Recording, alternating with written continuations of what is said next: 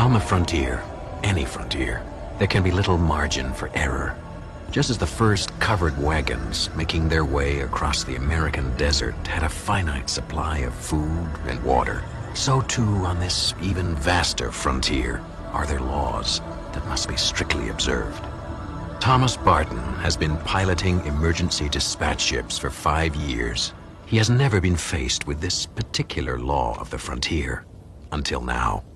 Thomas Barton is about to discover firsthand that there are limits, even here, in the boundless reaches of the Twilight Zone. Computational error, unauthorized payload. Computational error, unauthorized payload. Fuel supply insufficient for mission completion at present mass.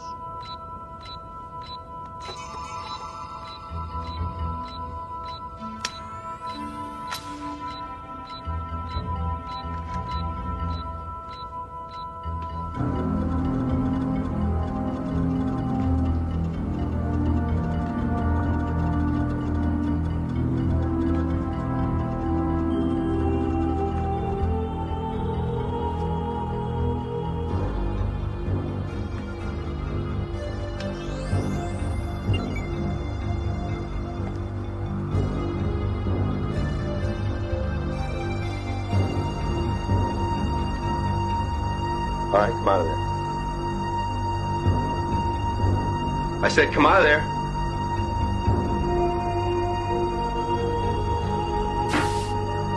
All right, hold it right there. Right there. All right, come out real slow. Come on. Come on. All right. I give up.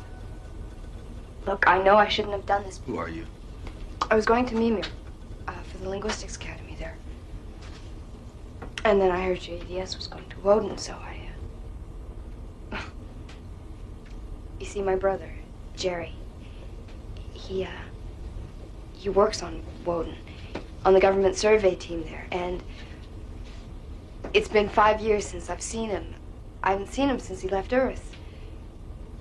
You see, it was just sort of the two of us growing up, and, well, I knew it'd be like a year before I'd see him again. 5 years is a long time, you know. I've missed him. And I know I shouldn't have stowed away, but I didn't want to wait another year. I knew I'd be breaking some sort of regulation. Another look. I'm not a freeloader. I can pay for my own keep once we get to work. And I've got a Class B computer license, and my background is in linguistics, so that might be useful. This is nice. What's your name? Marilyn. Marilyn Lee Cross. My brother's Jerry Cross. Do you know? No, I don't. Are we going faster? Yeah, I shut off the engines that were decelerating us as we moved into Woden's star system. I'm trying to save a little fuel for a little while. Why? Stardust, this is EDS 34G11. Barton speaking, priority blue. I need to speak with Commander Delhart immediately. Are you gonna... Priority blue acknowledged, Barton. Patching you in. Are you gonna ask them to come back for me? Don't! Barton, what seems to be the problem? Commander Delhart, we have a stowaway on board. I see. I assume you follow standard procedures. Negative, sir, I have not. Commander Delhart, the situation's a little unusual here. The stowaway isn't a criminal or a smuggler. She's a girl. What? Yes, sir, a teenager. She wants to see her brother in Woden. She didn't even know what she was doing. Oh.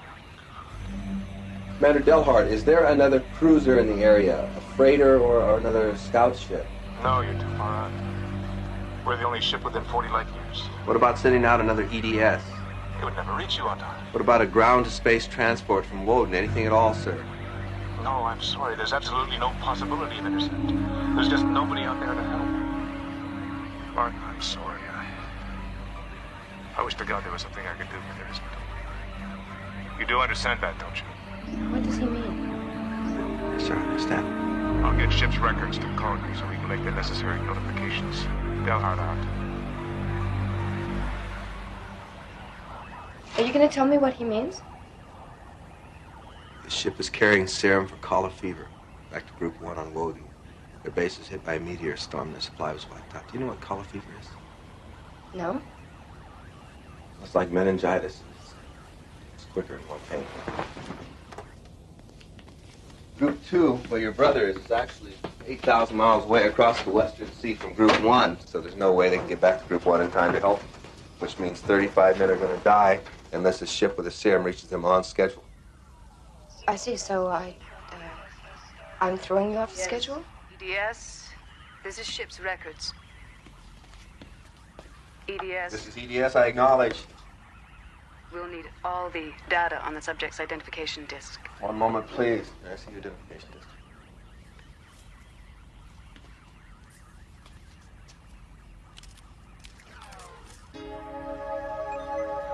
ID number T837-Y41, name Marilyn Lee Cross, date of birth July 7, 2040, place of birth Grand Rapids, Michigan, American Commonwealth, Earth. Original destination. Port City, Beamer. Time of execution. What? What does she mean? At what time was the stowaway ejected from the ship? I'll inform you later. Ejected? She can't be serious. Now listen to me. It's my fault because I should have told you as soon as I found you. And I thought maybe once I contacted Delhart could do something about it. I don't know. If you eject me, I'll die. I realize that. Warning. Fuel supply insufficient for mission completion. Moving to condition yellow.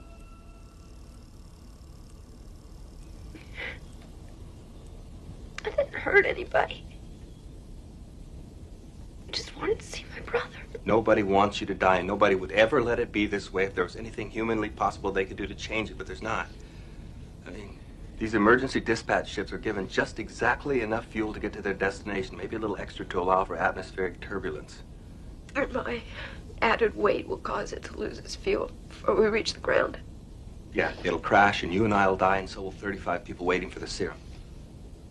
What about the Stardust? Can't it come to pick me up? No. God, it's carrying medical supplies and food to the outer colonies, and hundreds of people will die if it doesn't reach its destination on schedule. You talk like this happens every day, you know? Just like you're throwing some excess baggage overboard. You don't think I'm going to have to live with this for the rest of my life? I mean, every night when you come to me in my dreams, don't you think if there was something, anything I could do to help you, I would do it? Entering Woden gravitational vector phase 1. Engine ignition must occur at T-minus 85 minutes. Mass must be reduced.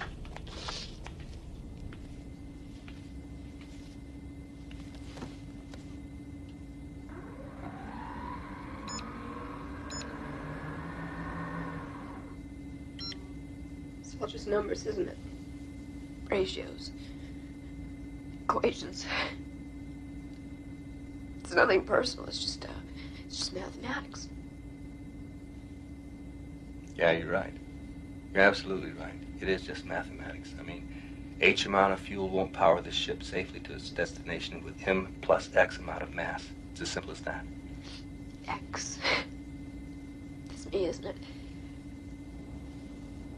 The unwanted factor in a mathematical equation.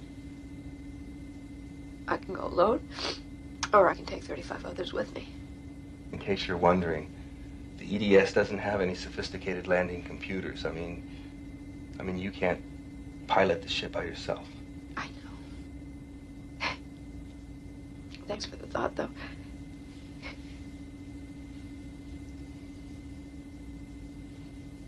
Isn't there anything else? What, jettison? These things are designed pretty lean. I mean, there's hardly an extra kilogram.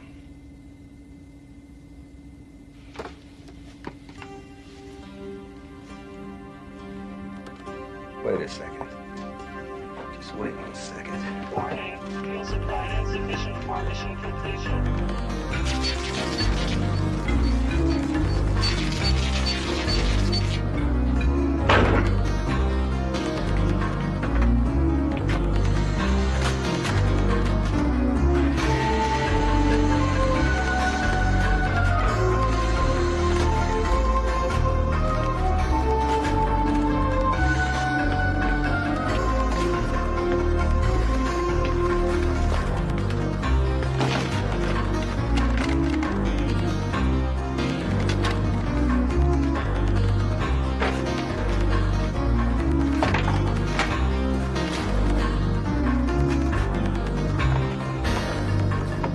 Do you think it's enough? Well, we'll soon find out.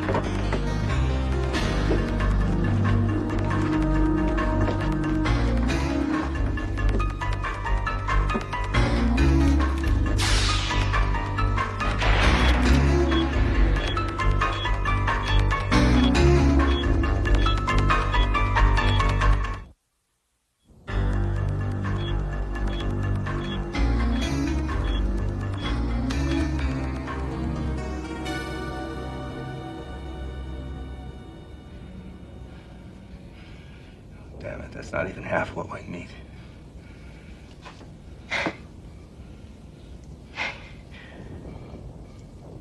How long do I have before I have to leave? I have to reactivate the engines and start deceleration by 1900 hours. That's less than an hour. Oh, God, how did this happen so fast? It's different out here. I mean, it's not like Earth. The frontier's so vast that there's no margin for error out here. I mean, you make a mistake, there's nobody can help. Entering Woden gravitational vector. Phase 2 engine ignition must occur at T-minus 75 minutes. You want to talk to him? Your brother. Do you want to talk to your brother? I think we're within range now. Yes. EDS 34G11 to Group 2 on Woden, please copy. Group 2, Woden. We copy EDS. Jerry Cross, please. It's urgent. Jerry? No, he went out on a reconnaissance mission. He won't be back for a while yet. Over. Please notify him as soon as possible, then signal us. It's urgent. EDS out.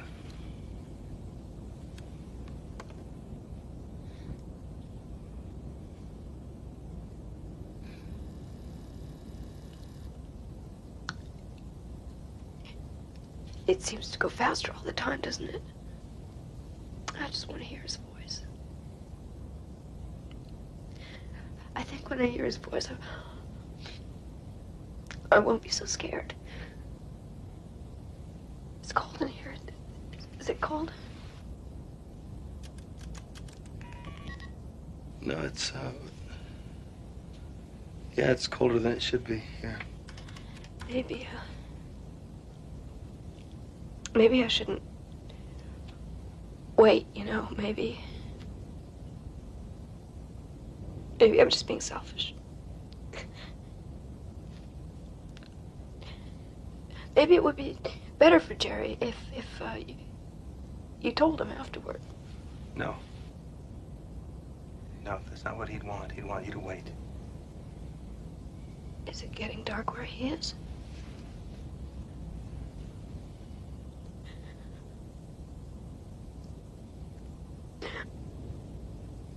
I've heard everyone I love. I've been so stupid, so selfish. It wasn't your fault.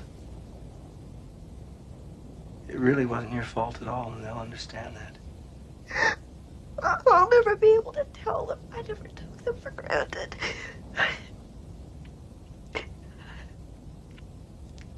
That I knew about all those little sacrifices they made. Also, I wouldn't have to do without. Oh, God. Never being able to tell them how much I love them. They know.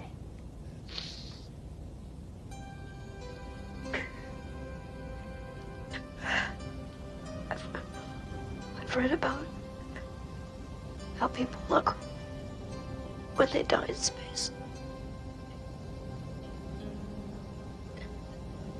But I didn't do anything. I didn't do anything to die for. Please, I know you didn't. I know you didn't, and I know you're not to blame, and I'm sorry.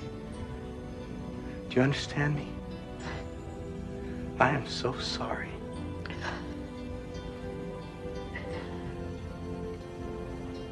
I'll be okay. Signal transmission from G2. Jerry? Incoming. It's Jerry.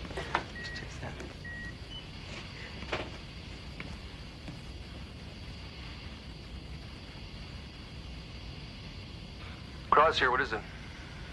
EDS, come in. Gerald Cross here. Jerry?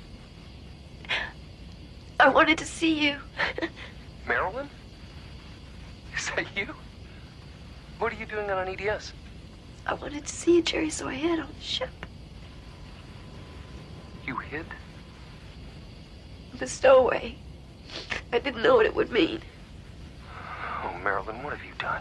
I didn't mean to hurt you, Jerry. I just wanted to see I'm sorry. Don't cry, sis. I didn't mean it to sound that way. It's just that it's unfair. because of me? Oh, don't feel like that, Jerry. Don't let me go knowing you feel like that. EDS, have you called Stardust? Is there anything? There's nothing he can do, Jerry. He tried everything. No one can help me now, I know that. I just wanted to say goodbye, Jerry. The planet's starting to swing. We're losing contact with the base now. Jerry, you're fading away, so I have to say goodbye now. But maybe we'll see each other again. I'll be nothing you can see, but I'll be there. Always think of me like that. Always. Always like that. Never any other way. Goodbye, Jerry. I love you. Marilyn, I love you.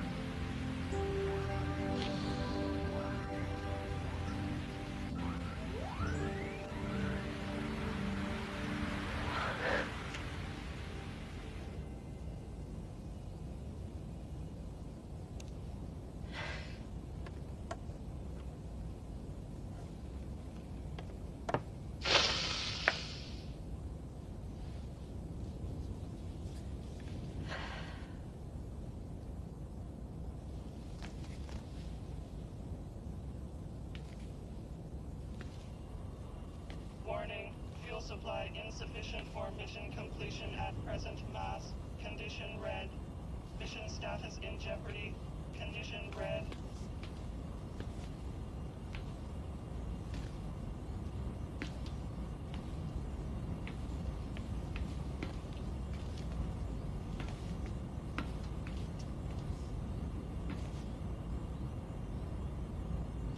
I'm ready.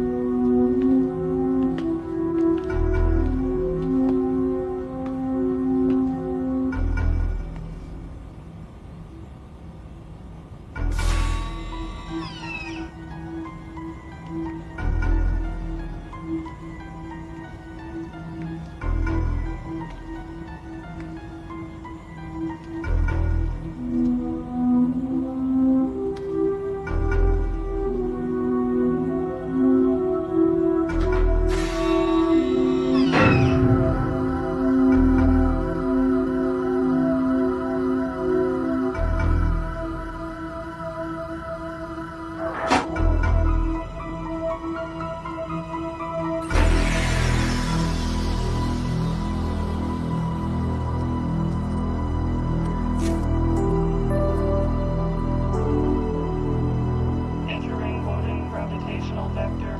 Phase 3 engine ignition must occur at T-3 minutes. All systems functioning normally.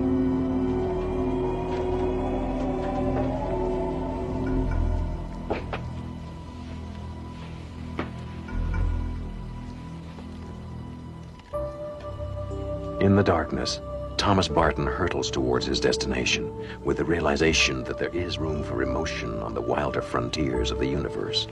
Emotion and the memory of a girl who had not known that sometimes it takes a human life to balance a cold equation in the black geometry of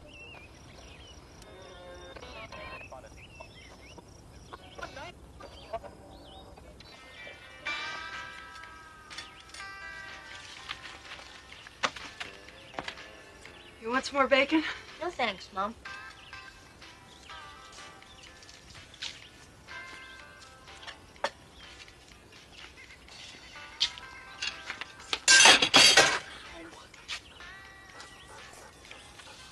I saw that. I'm not hungry anymore. Where do you think you're going, young man? Out. Don't be smart with me. What do you mean out? Out where? I don't know. Down in the creek. Maybe by Possum Meadows. Wait just a minute. Now what? Put your plate in the sink. Oh, Mom. Okay.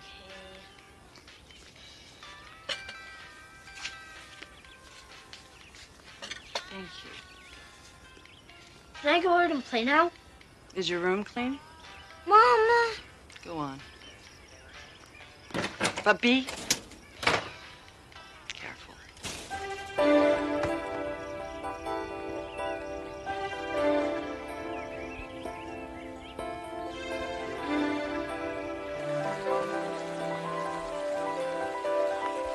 For Danny Wilkins, a sunny afternoon is a world of adventure.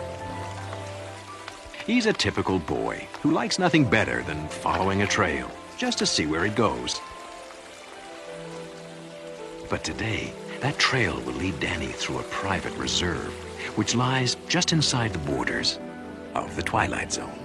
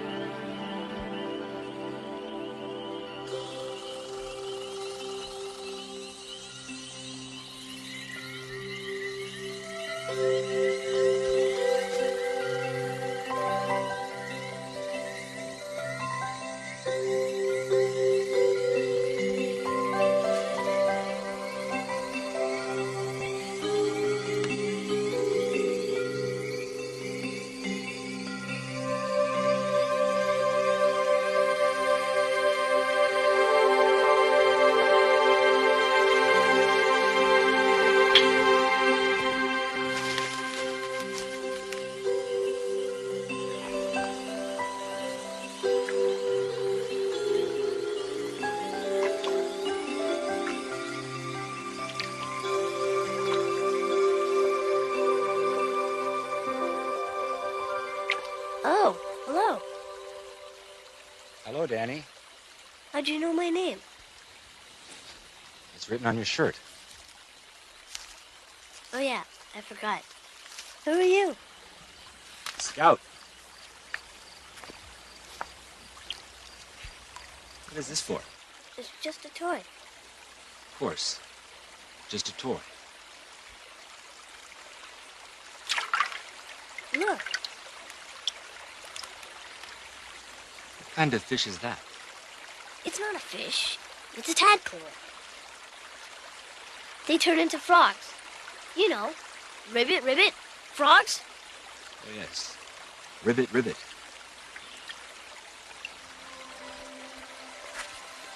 Is the weather usually like this? What do you mean? Does it ever get cold? Sure, in the winter.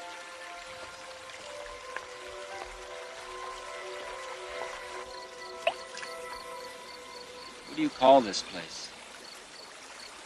Well, the big field is called Possum Meadows. This creek here is, I guess it's just called the creek. I never heard it called anything else. You're not from around here, are you? No.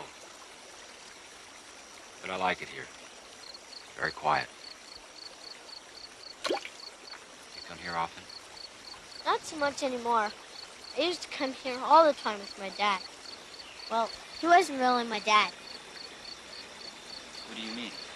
I never knew my real dad. There was this guy who lived with us for a couple of years. Mom made me call him Dad.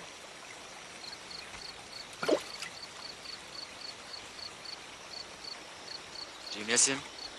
Nah. Mom does, though. She thinks it's my fault he left. What do you think? I don't know. I guess.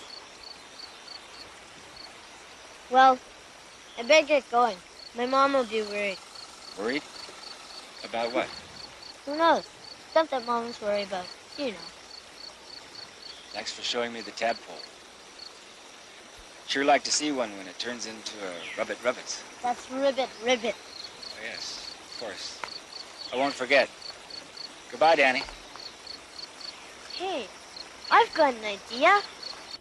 What do you mean you've been talking to some strange man in the woods? But, Mom... How many times have I told you not to talk to strangers? Scout isn't a stranger. He's my friend. Don't give me that. You just met him. Where does he come from? He didn't say exactly. Then who is he? And what kind of name is Scout anyway? What kind of name is Danny? Don't you smart-mouth me, young man. I'm sorry, Mom. But he's a really nice guy. You'd like him. Well, we'll never know, will we? What do you mean? I want you to stay away from him, Danny, and any other strangers you come across. Mom, it's kind of too late. What do you mean? I invited him to dinner.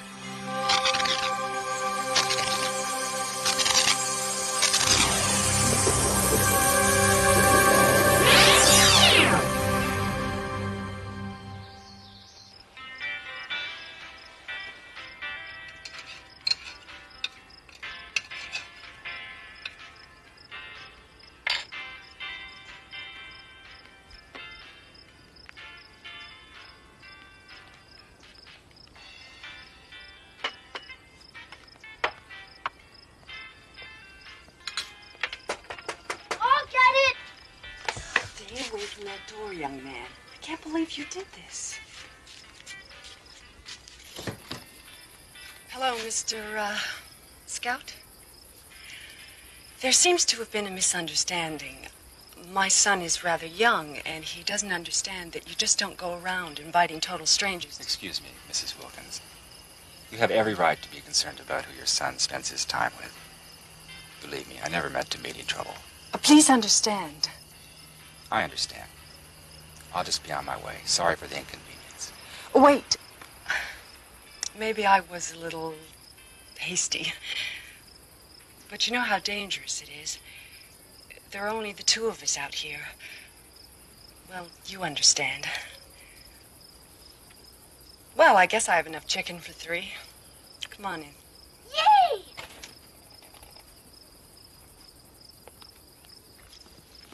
Thank you. Hello, Danny. Biff, quiet.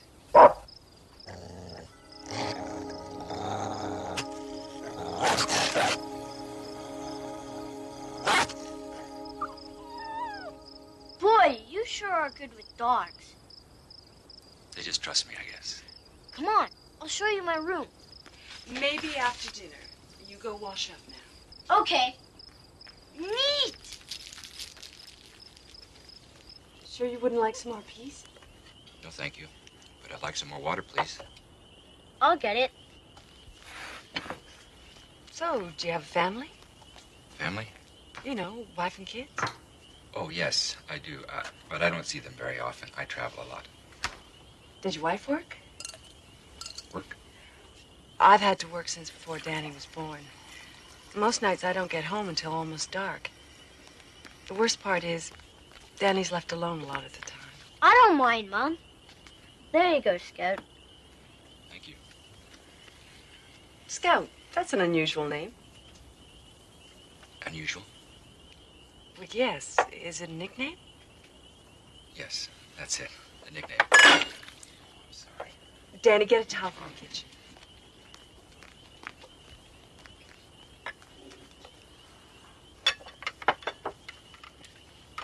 This is a very interesting area. Yes, it is. What brings you here? Business. What sort of business? I work for a large industrial firm looking for a place to locate. Oh, really? Which one? It's confidential. I'm really not at liberty to say. It raises people's expectations. You understand? I bet it's a really big company, right, Scout? Right. Are you staying in town? No, I have a motorhome out near Possum Meadows. Oh, yes, I know the place. Hey, I've been everywhere around here. I bet I can help you a lot. Mom, can I go with Scout tomorrow and help him find places for his business? We'll talk later, honey. But, Mom... You should listen to your mom, Danny.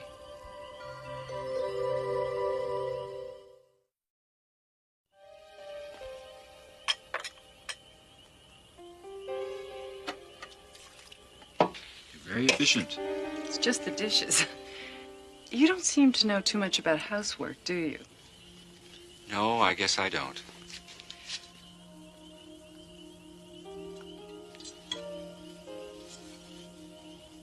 It goes up there.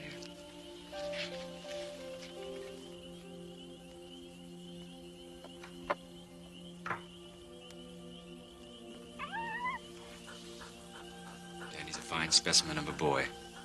You must be very proud of him. Yeah, I guess. It isn't easy bringing up a kid on your own.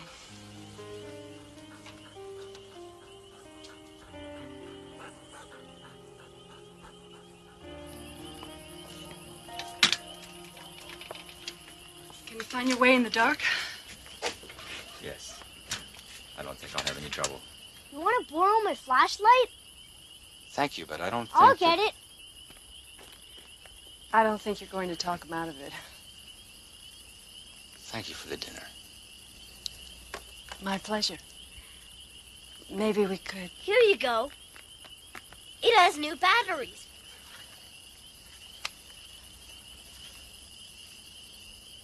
Thank you. Good night. Good night. Good night. You get into bed, young man. It's late. Okay, Mom. I want you to come straight home from school tomorrow. Mom, I thought you said I could help Scout. I said we talk about it, and we just did. You're to come straight home tomorrow. But, Mom... No buts, and stay here. I want you to have your homework finished by the time I get home.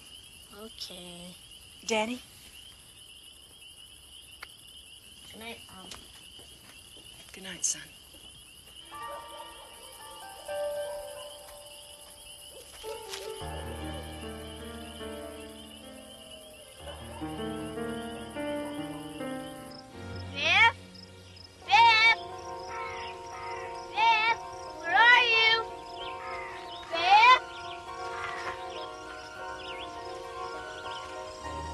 Hello, Danny.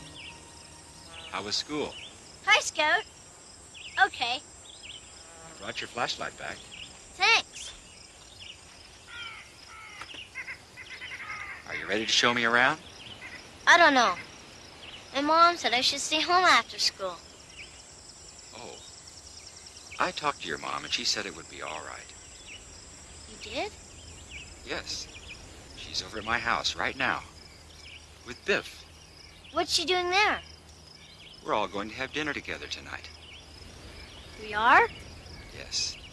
Now, come on. She doesn't want us to be late. Sounds pretty weird to me. I thought we were friends, Danny. Don't you trust me? Well... okay.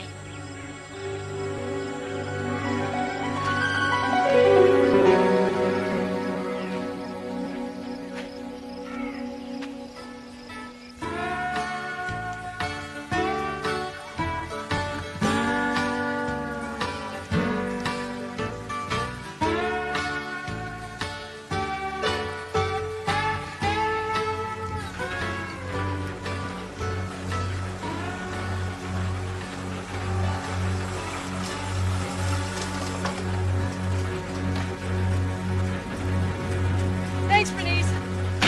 Daddy, I'm home. Daddy? Biff? Come on, boy.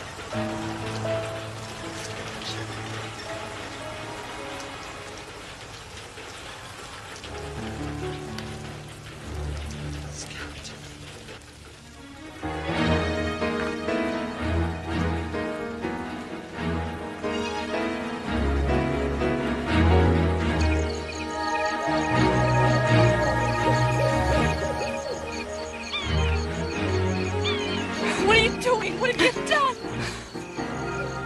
I found it there. Must be dead. With Danny! What have you done with Danny? What's wrong? You know what's wrong. What have you done with him? I haven't seen Danny since last night. He wasn't home when I returned the flashlight. He's probably just playing somewhere. With Biff.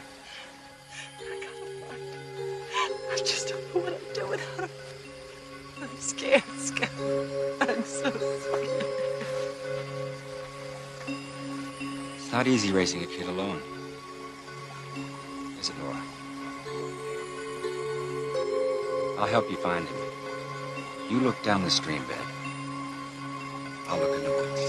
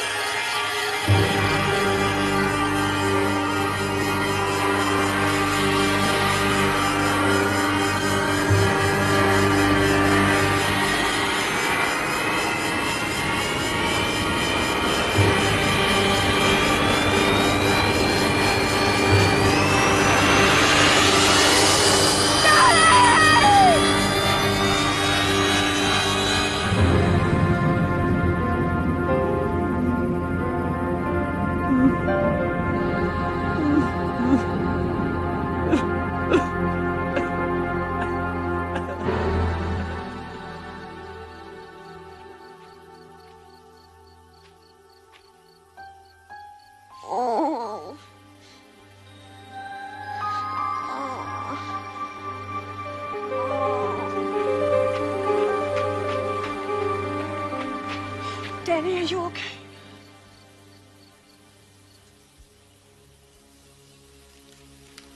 Just cold, Mom. Oh, God, I thought I'd lost you. Danny Wilkins, beneficiary of an act of kindness offered by a stranger. A stranger who's been reminded of a truth, the power of which cuts across races, cultures, and even species. The love between parent and child.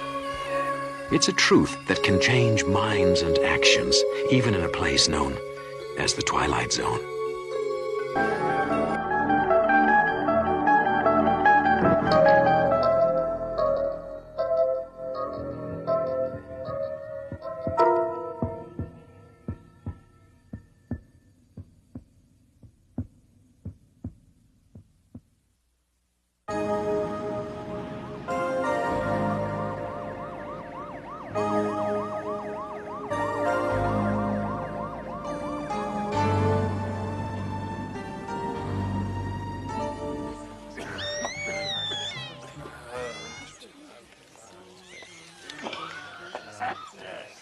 Only 4 job applications from last week.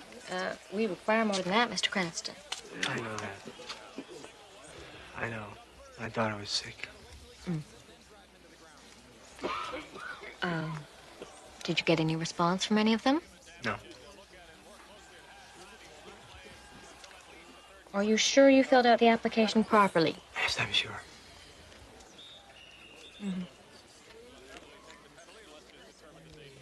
Maybe if you borrowed a nicer coat. Coat. No, it's not the clothes, it's the time. The longer I'm out of work, the harder it is to find someone to hire me. Perhaps you don't understand the purpose of this interview, Mr. Cranston. You know, this shelter has just lost its mortgage, and I have to determine people's eligibility so that I can transfer them. Ma'am, do not... Ma'am, don't you think I'm serious about trying to find work? Do you think I enjoy being broke and living here in this shelter with my family? I work with my hands. I build. I cannot build unless someone hires me. Do you understand? I think we've talked enough. I have other people to interview. Thank you, Mr. Cranston.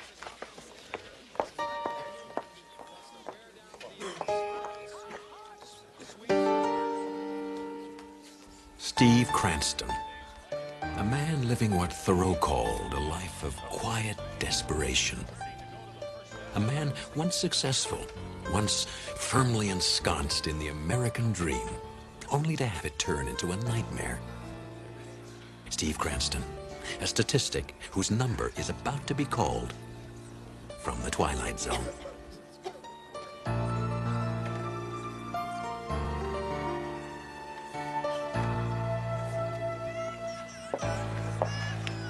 It's okay, Steve. Something's got to break for us. Mom, maybe it is my fault. You know better than that. You'll find a job soon. Soon is not going to cut it, Elaine. If I don't find something, we're going to be out in the street. You know they're closing this place down. What about that job program they're starting over in Carsdale? I told you, the job program has been put off for a month. You know how many positions are open? 20. You know how many applications there are? Over 200. Now you tell me what our chances are. What are we gonna do? I don't know. I don't know.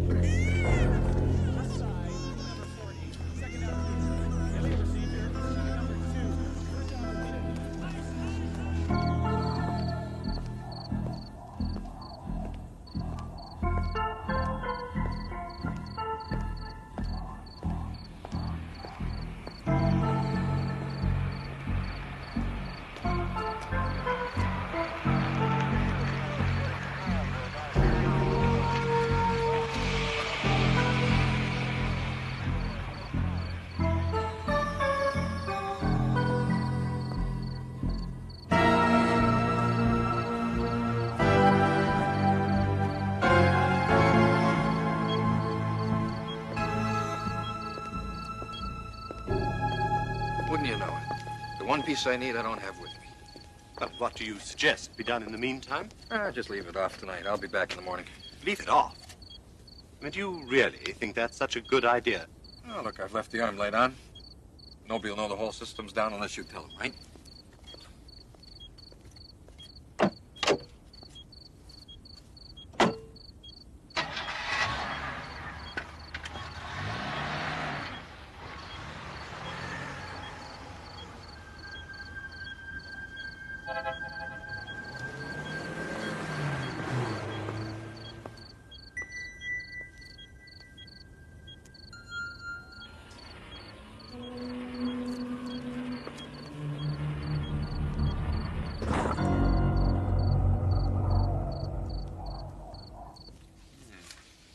Very nice.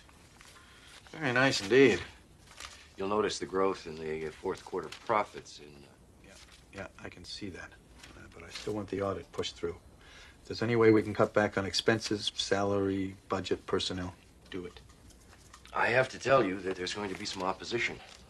They say they're down to the bone as it is. No, they're not down to the bone. You know how you can tell? They always start to yell when you've hit nerve, not bone. By the time you get to the bone, they've stopped complaining because they know they could be next. I'll do what I can. You do that.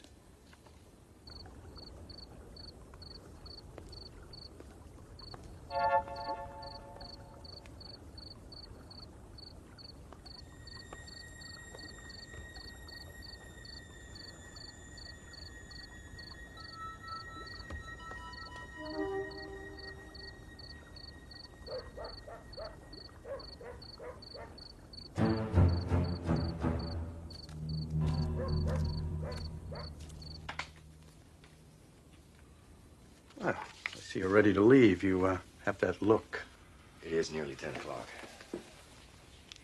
So it is. I'll stop by tomorrow with the potential tax shelters that we discussed, and I urge you to move as quickly as possible to avoid the year-end rush. If it's tomorrow, it's going to have to be in the evening. I'd say around 8:30? 8:30. Something? Nothing. 8:30. Good night.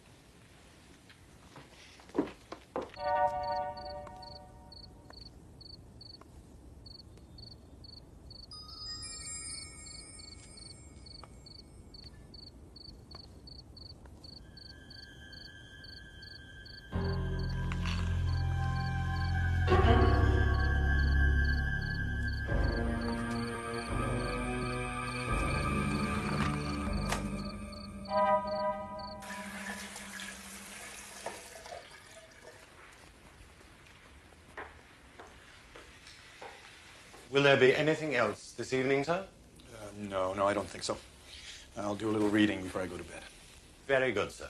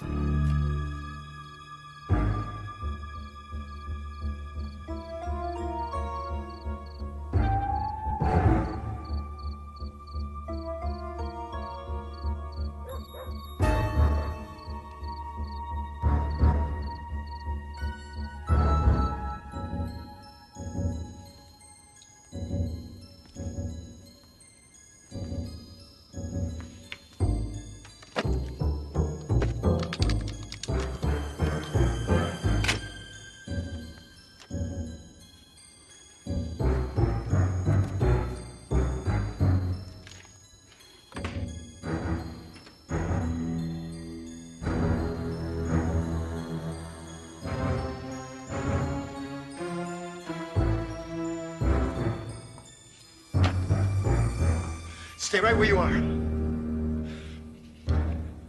God. Mister, look, I made a mistake, okay? Don't do anything. I'll give you back. Don't move! Back up. You don't understand.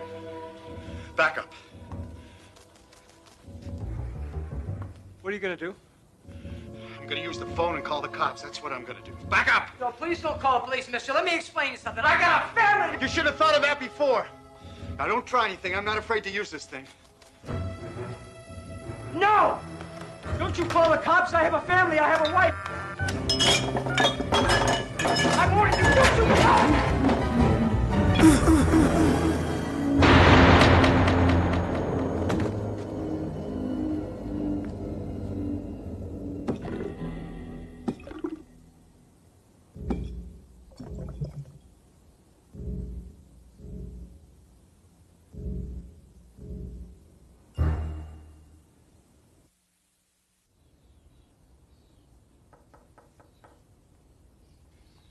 Good morning, sir.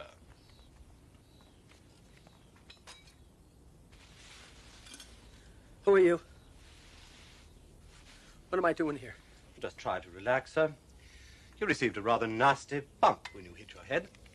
But the doctor said you'd be all right if you rest. No, that's not right. I was shot. Oh, you're confused, sir. You shot the other man, but the police took him away. What other man? What are you talking about? Mr. Perry, the doctor was most emphatic about your staying in bed.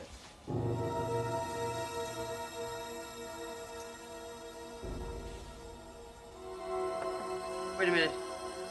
There's a picture here of Lana Taylor, the movie star, and I'm in it. What am I doing in this? Oh, well, as I recall, sir, you and she are romantically involved, I believe. No, wait. Who do you think I am? Frederick Perry, sir. No, no. No, that's wrong. That's totally wrong. Perhaps I'd better speak to the doctor again, sir.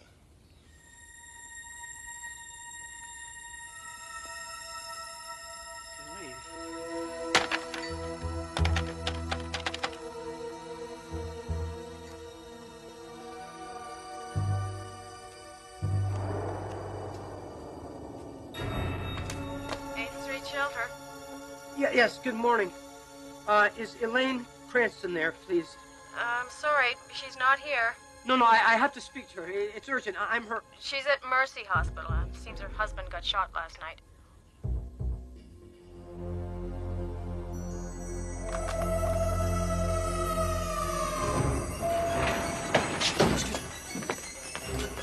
Elaine? Elaine? Lisa? Oh, thank God. Thank God. What are you doing? What's wrong? What are you doing here? Leave me alone. Honey, what's wrong? Don't you recognize me either?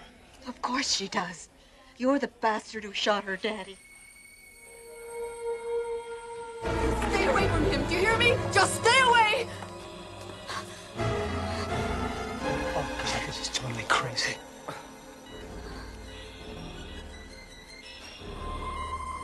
Just because he robbed you was no reason to try and kill him. No, you don't understand. He tried to kill me. He was desperate. We have no money, no place to go after tomorrow. You don't understand. Look, I got all the money we need, babe. I don't know how this... You may not... You can't buy your way out of this, Mr. Perry. Now get out of here. Now get out. Get out of here before I call the police. No, I'll drop the... I mean, he'll drop the charge. You don't understand. He's not really...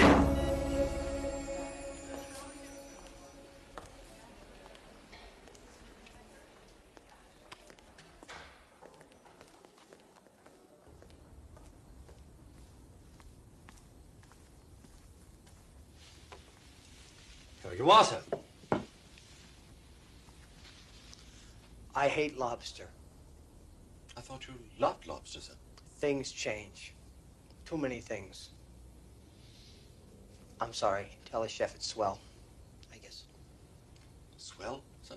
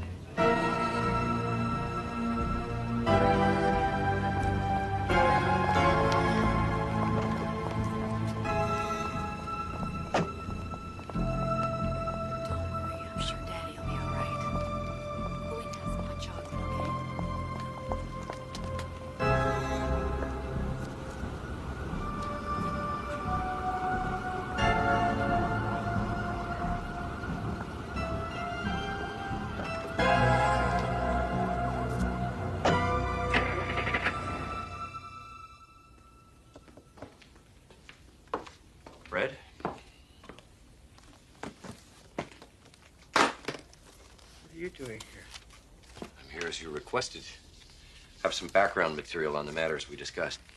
And I need a couple of signatures just to get the process going here. Could I see just for a minute?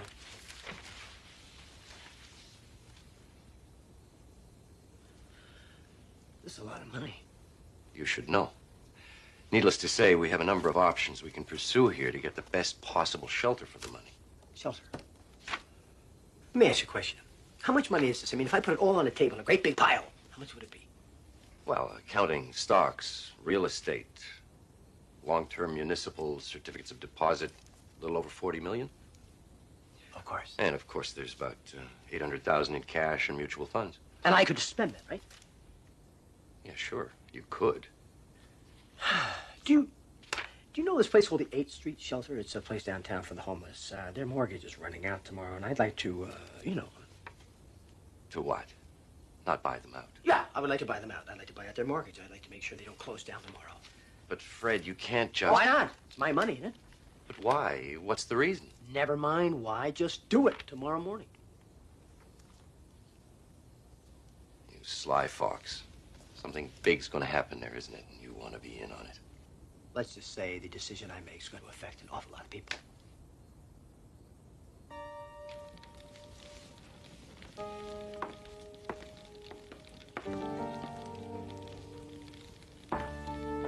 Will there be anything else this evening, Mr. Perry? No, thank you, Mark. Good night, then, sir. Good night.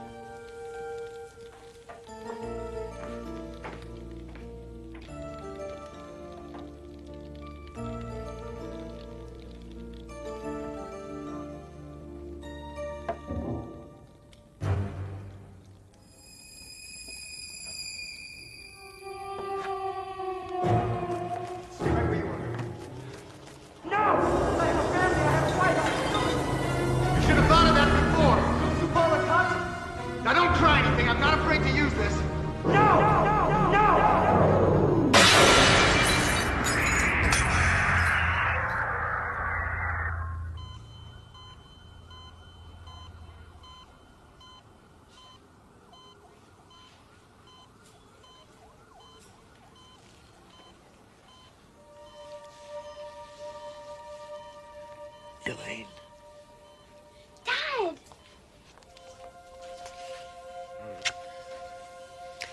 Steve. Thank God. What happened? What am I doing back here? You were shot breaking into the house. Don't worry, sweetheart. The man you tried to rob dropped the charges. Take it easy. As soon as the doctor says you're better, we can go back to the shelter. The shelter? Isn't the shelter shut down? No. City applauds. Benefactor. Listen to this. Spokesman for financier Frederick Perry announced plans today to buy out the mortgage on the 8th Street shelter. Perry, when reached for comment, simply said that it was the right thing to do. But it wasn't him. It was me. Maybe in a way it was. Maybe Perry saw what desperation could do to somebody and thought it was time he did something about it. Best of all, honey, I talked to the director of the shelter, and he said there's enough money now for some real work to be done, and he wants to hire you.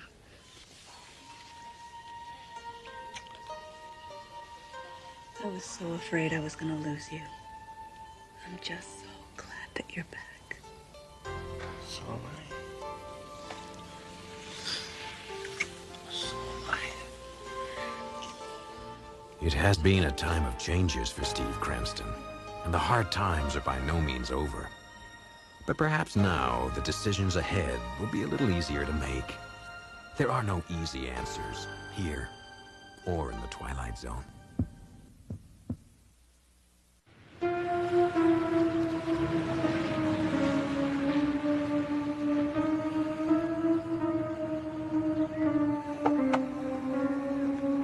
We direct your attention to the man with the sleek leather briefcase.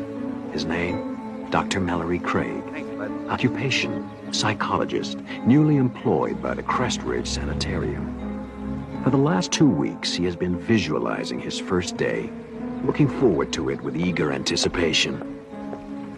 But there's a terror behind those cold institutional walls that nothing in his education has prepared him for.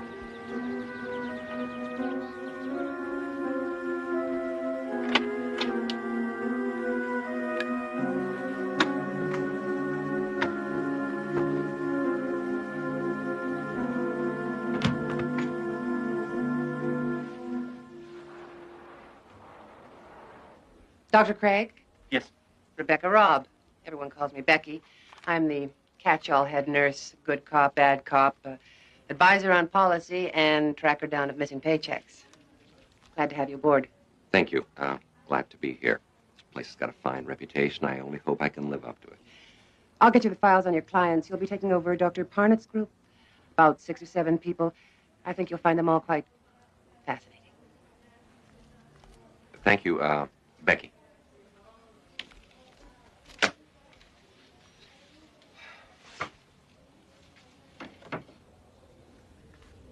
Becky, can I see you a second? Sure. What can you tell me about this patient? Name of Sharon Miles. It says here she committed herself. That's correct. Although Dr. Parnett thought there might also have been some family pressure to check in. It also says she refused to leave the house, was constantly rearranging furniture in strange ways, and refused to sleep anywhere but in a plain white room. Still does. Since she's been here, she's repainted her room, I guess about half a dozen times by now. Anytime there's a spot or a crack. Dr. Parnett said to let her do it. It might be good therapy for her. She dresses only in solid colors and refuses to leave her room except for meals and counseling sessions. And then only with difficulty. I've never heard of anything like this before. What's her attitude? Frightened. Doctor, in my 10 years as a nurse, I've never seen anyone so completely, utterly terrified. Of what? I don't know. Even Dr. Parnett couldn't find out that one. Good night, Doctor.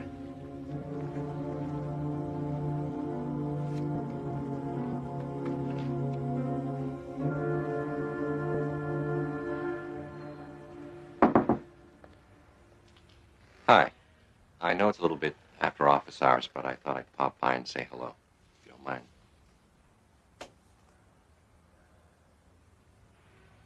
Yours? Nice work.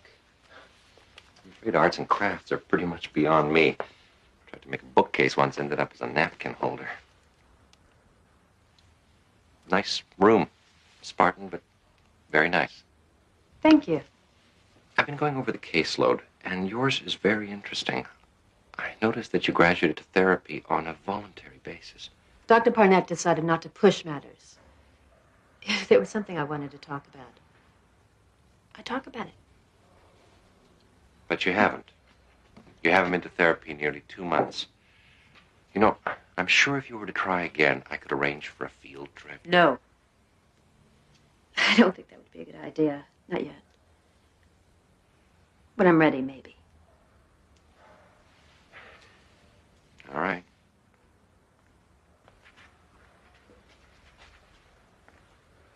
But if you should ever feel like talking, I think you know where to find me. Good evening.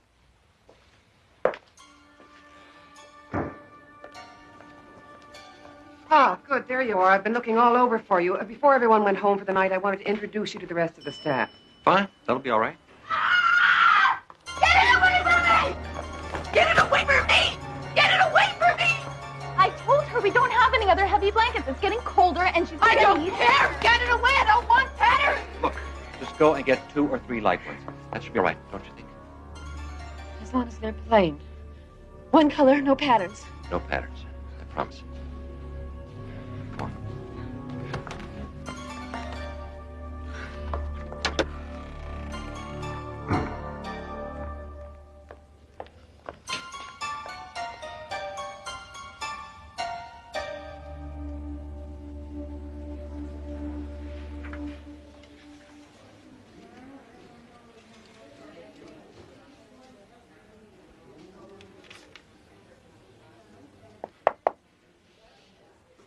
Guess I didn't make a very good impression last night. I want to thank you for what you did. Staff gets a little impatient with me at times. All forgotten. Thank you. But it would help me tremendously in the future if I understood why you were so concerned. Hey, Doc. Haven't you heard? Nobody in here but us loonies. We don't have to have reasons for what we do. I disagree. And for what it's worth, I don't think you are a loony. Scared, yes. And I'd like to try and help. Talk to you for a while. All right. If you just move that for the time being.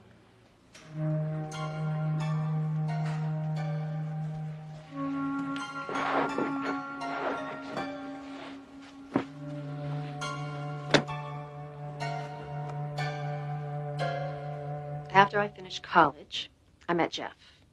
And we got married about a year later. And we had a boy, Bobby. He's 7 years old now. And I don't hate my mother or my father, and I never wanted to sleep with my brother. And I wasn't frightened by a checkered sheet when I was a little girl. But you were frightened last night. I saw you. You were terrified by that blanket. No, not the blanket. The patterns. Why?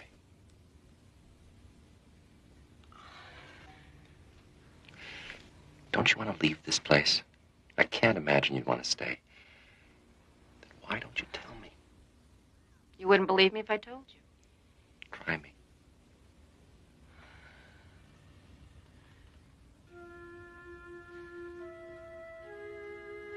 You ever look closely at patterns, Doctor? I mean the kind of patterns you find in wallpaper. Cracks in the ceiling. Linoleum floors. I suppose so, yes. You ever see faces in those patterns? The way that the cracks and colors come together so that if you look at it, just so, you could swear you see a face. Of course. We had a linoleum floor when I was a kid. I used to spend hours looking at the patterns, trying to make faces out of them. See, that's the way the brain works. It tries to find order in chaos. Given the chance, the mind plays a game of connect the dots with whatever it happens to be looking at the time. Yes, but did you ever wonder why you see faces? Not animals or plants or buildings. But faces. No, actually, until you mentioned it, it hadn't occurred to me. It didn't occur to me either. At least not at first. It was Sunday, and I was looking up at the wallpaper. It was covered in abstract patterns, you know the kind. And I was looking up at the wallpaper, looking into the patterns. I saw a face in it. Doctor, I swear it looked back at me. Right at me. I caught it off guard, I guess, because I got the most terrible, horrible feeling that it knew that I saw it. And I looked away. It was gone. Perhaps you only thought the face was looking at you. No. No!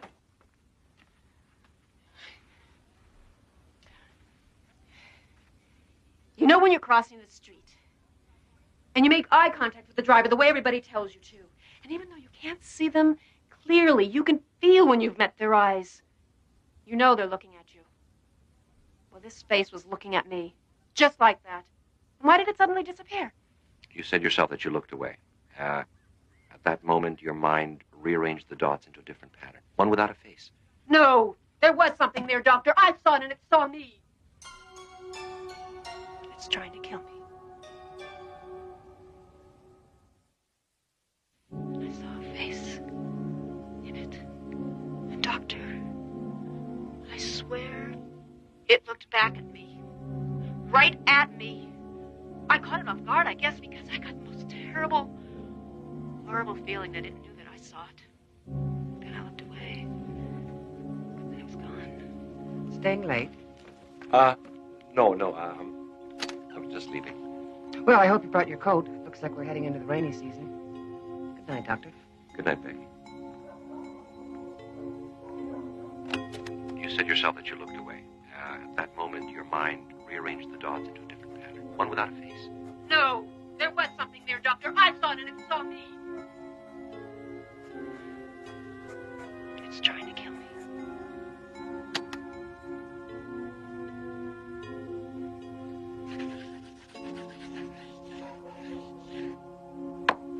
After I saw the first face, I started seeing more of them. They were watching me, peering out of the patterns of carpet, ceilings, wallpaper. I tried to paint over them, but they kept coming through. Faces in the pile of leaves next door. Faces in tree trunks. Brick walls. Faces in the doodles of my 7-year-old son. My clothes. I had to stop wearing patterns. That's why I don't allow patterns in my room. That's how they come through. As long as they're out of range, I'm safe. Sometimes I get the feeling that I hear them talking, whispering about me, trying to decide what they're going to do about me. You keep saying they. Who are they? I don't know. Sometimes I get the feeling that they're looking in from someplace else, someplace parallel to this, that only intersects us at certain points. I get the feeling that they're old. Very, very old. What do you think they would do to you, finally, if they got you alone? I don't know. I try not to think about it. And I'm not going to give them the chance to find out. Did this have something to do with your decision to commit yourself? I'm awfully tired, Doctor. Can we pick this up? Will you tell me tomorrow what happened?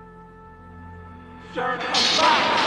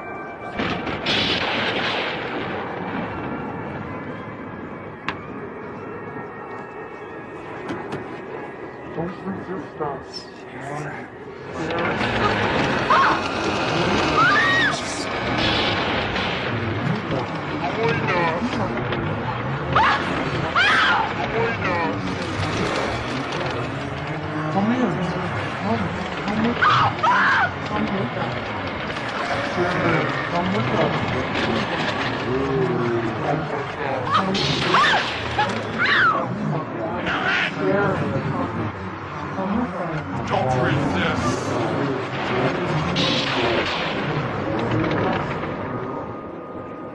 Bobby!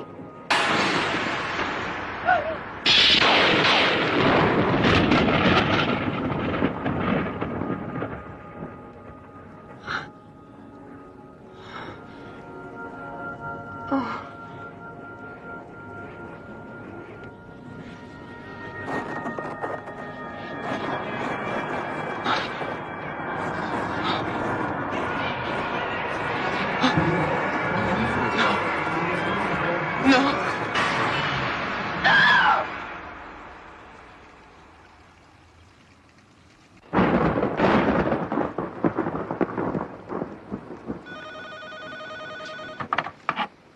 Hello.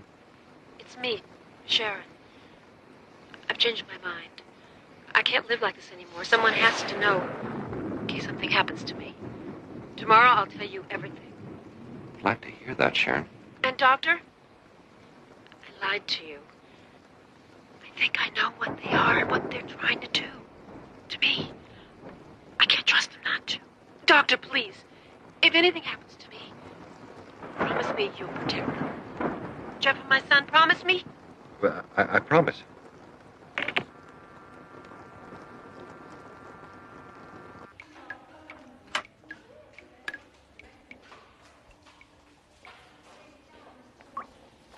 Good morning, Doctor. Pardon the bucket. We had the roof fixed last winter, but it still leaks a lot. There are buckets all over the place. A storm that big always agitates the patients, and last night was a doozy. Around midnight, we had everyone quieted down, except for your favorite patient. Sharon? What happened? She just started screaming right in the middle of the night, screaming and pounding on her door, trying to get out.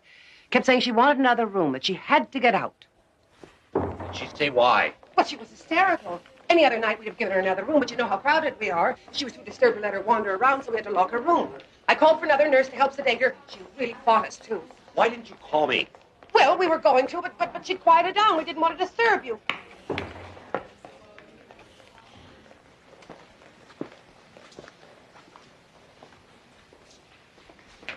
Good morning, Doctor. I hear you gave our nurses quite a night. Well, I was being silly, and I realize that now.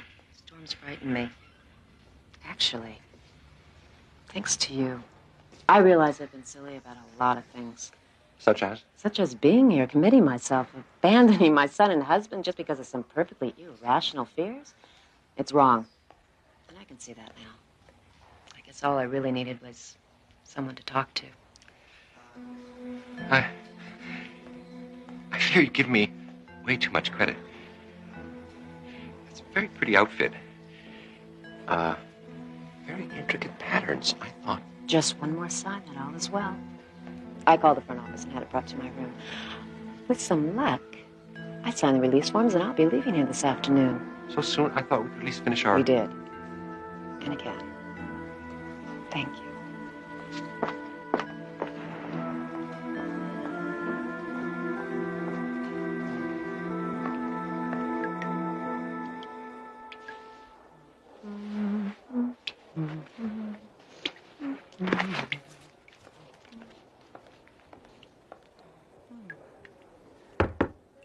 Your cab's here.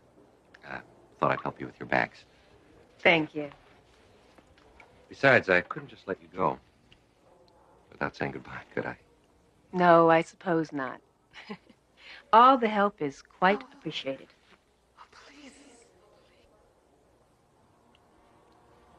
Did you hear something? No. Must have been the wind.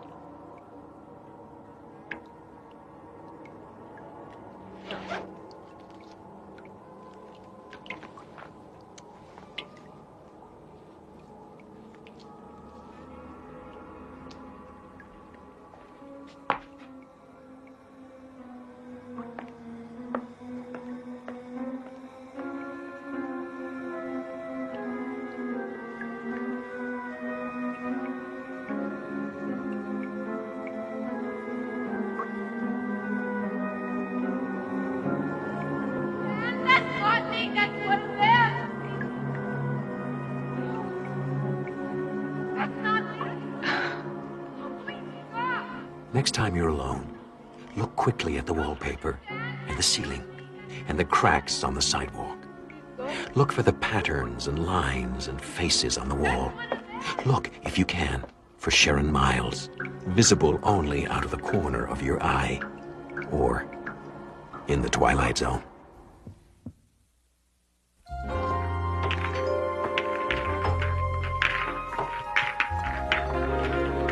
All right, folks, closing time. Oh, look at this shot.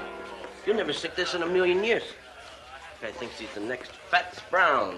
Come on, let's get out of here. Hey, Joe, how come he gets the stick? Because he asks nice. Now get going. I'm off to Mulvaney's. Anybody for a beer?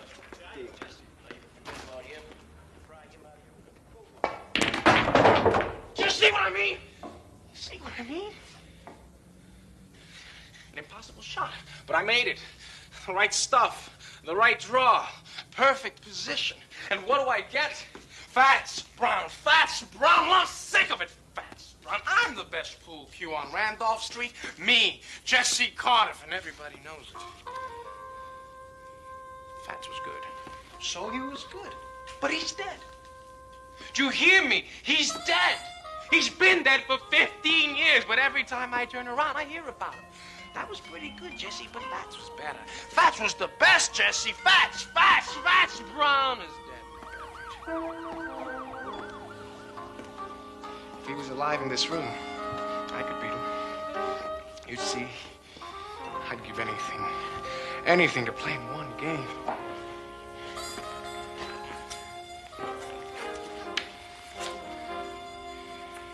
I'd show you who's best. One game. One lousy game. At your service. Jesse Cardiff, pool shark, the best on Randolph Street, who will soon learn that trying to be the best at anything carries its own special risk, in or out of the Twilight Zone. You call? You're dead? Not really. As long as people talk about you, you don't really die. As long as people speak your name, you continue. The legend doesn't die because the man does. This is impossible. Nothing's impossible. Just some things are less likely than others, that's all. This isn't a rib. You're him. You're James Howard Brown. See, my friends call me Fats. Now, I know it's a shock, but you called me. I didn't call you. I didn't mean that. It's just let it talk. I was only. You like to play with fire, but you don't like to cook. Is that it? You know that you're not as good as you claim to be. You know deep down inside that you're second rate. Hey, hold on. Strictly second rate. What, are you afraid? Look, I come a long way. I don't like to be fooled with. I meet guys like you all the time. A little knack, a little skill, a little style. But when the heat's on, you choke. Excuse me. You've never seen me play. How you know I can't beat you? It is possible, isn't it? Oh, yeah, it's possible. But you ain't gonna do it with your mouth. All right, fat boy, dead or alive. I'll tell you something. You may be some tin god, but I think you're just a big balloon waiting for somebody to put a needle in you. Well, I'm that somebody. And this is a needle. So you play me then? Rack 'em.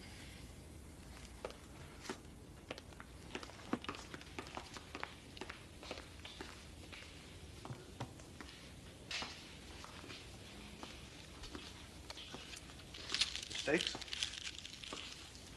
Stakes? Yeah, there's something to make the game a little more interesting. And you're all of it.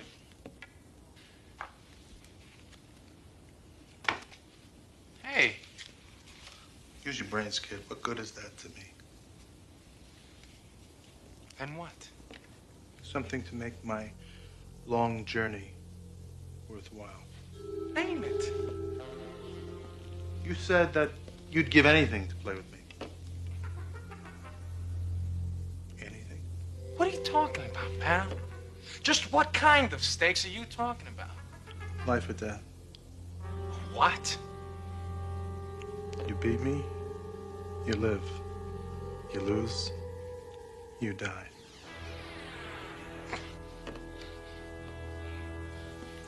It's interesting.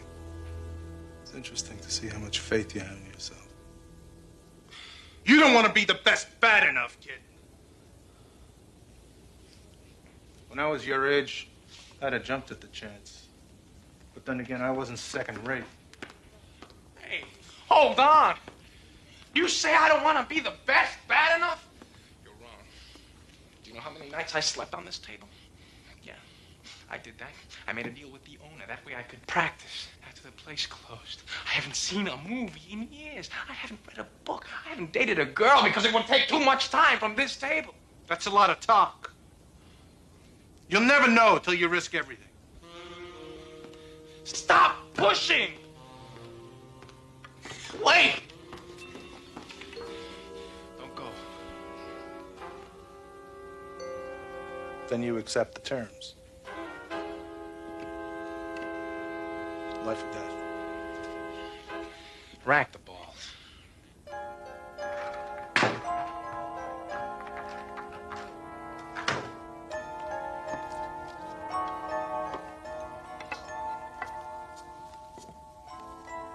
I had this specially made for me in St. Louis. Rock maple, ebony. Cost me $600. I've been making a living from it for about 25 years. What's the name of the game? 9-ball? 8-ball? Rotation. Get out of here. Nobody plays that. I do. What's not up to it? I'm up to it. I know the rules. 300 points. Toss for that break? Sure. Call it. Tails.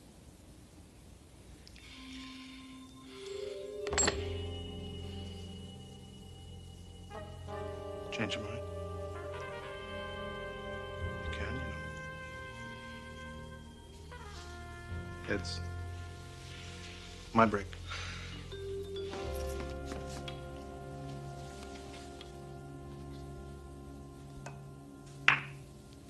Two balls on the rail. A perfect break. No advantage given. Now it's your turn to scatter the balls.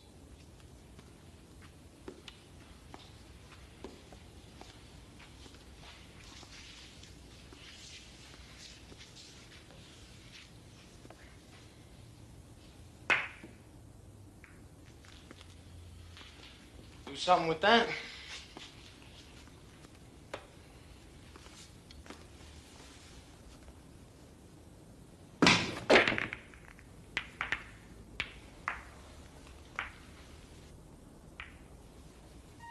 Looks like you're sewed up. It'll cost you if you don't connect with the one ball.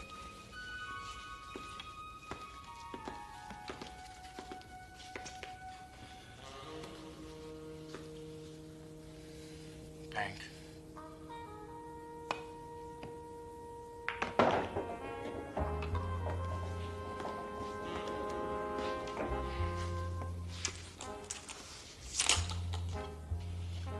Two rails, 2-ball corner pocket.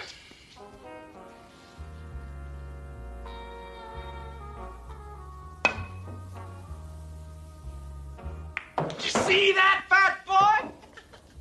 Funny. No man can rise to the occasion when his life is at stake. 2-ball, 2 points. Not bad. It was great! You're like all the others. You keep trying to bring me down. When I was a kid, there were plenty of guys like you. Guys that were good at things. Like music, basketball, arithmetic. They'd do everything they could to make me feel this high. But you fooled them, didn't you? Right. I knew that somewhere there was something I could be good at. I had the eye for it.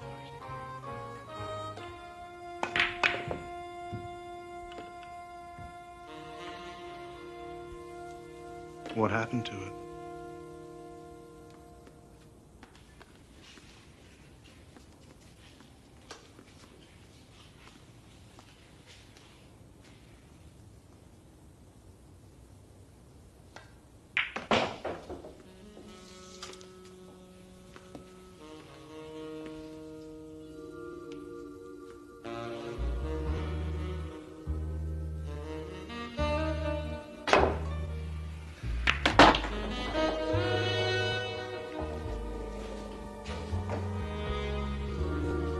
If you don't hit the 5-ball, you scratch. And that'll cost you points.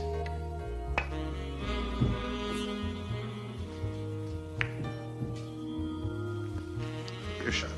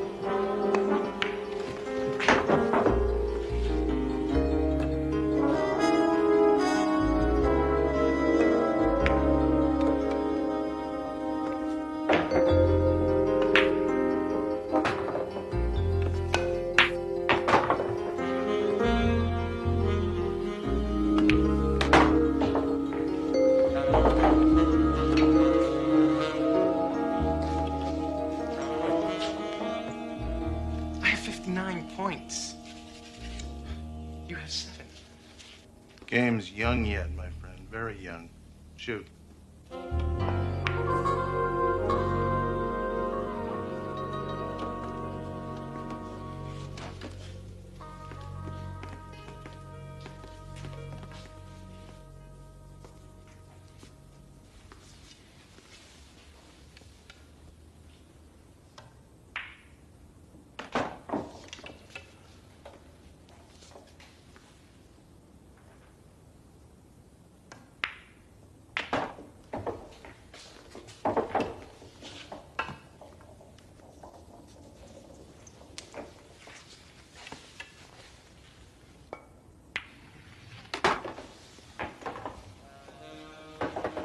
Rack them, please.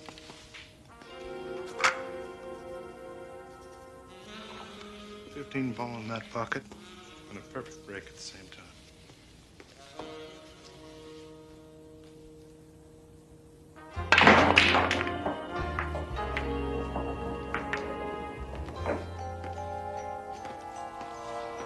One.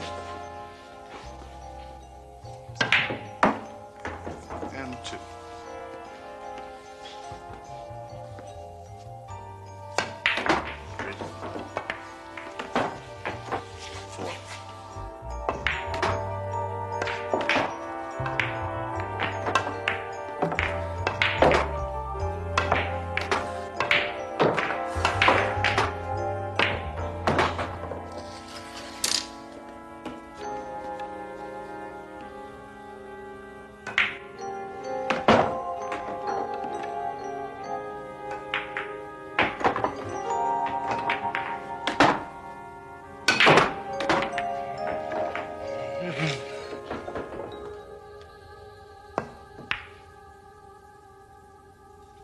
You need every ball on the table to win. I only need one of them. You know, Jesse, there's more to life than this pool hall. I mean, it's not right for you to keep yourself cooped up here like this. I mean, you ought to get out a little more, see what's going on outside. You didn't become the best by sitting on a park bench. You spent plenty of time with the cue in your hands. Yeah, of course I did, but I still had a life. I mean, I've been to places where they never even heard of pool. I know. I don't look the part, but I've made love. I've watched sunsets. I've swam in the ocean. And when I think of all the beautiful things that there are to do in this world, it hurts me to see you rotting away. Because that's what you're doing. You're rotting in this dark room. You're lying. You're trying to distract me. That's low.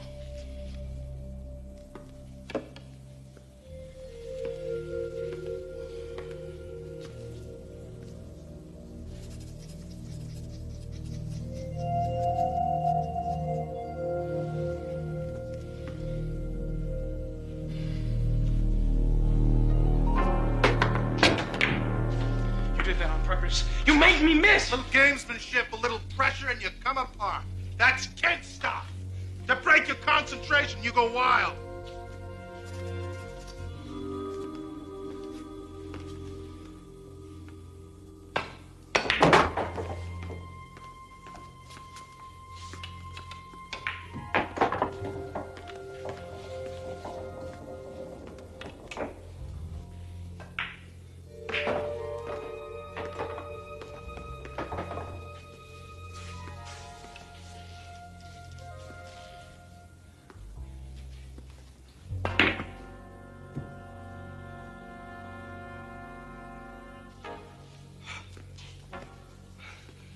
That's it. The game ball. All my life, I've waited for this moment. Sink it, and I beat you. I become the greatest. If you sink it. You're sweating. Why are you nervous? For reasons you probably wouldn't understand. Oh, I understand. It means a lot, doesn't it? Even to a dead man. To have your name up there as the unbeatable champion of all time. Well, it carries a certain satisfaction, yes. I'll give you a shot at my crown, Jesse. But only if you're willing to stake your life on the game. Couldn't be just a friendly game, could it? Well, I take him as I get him. It's not just a friendly game to you. It's a life or death thing, so I acted accordingly. You see, the champions and the legends serve a purpose. They're an incentive, they're a challenge. I don't need no challenge. Everybody needs a challenge. The great musicians, they're better. They're better because of Bach. They're better because of Beethoven, Mozart. See, I'm just a pool player.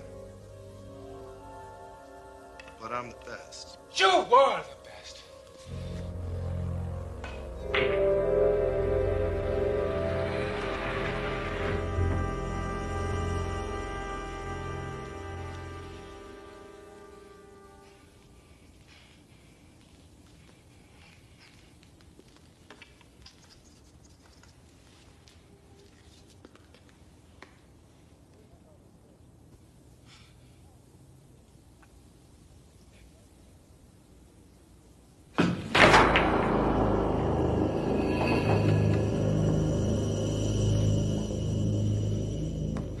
What are you waiting for?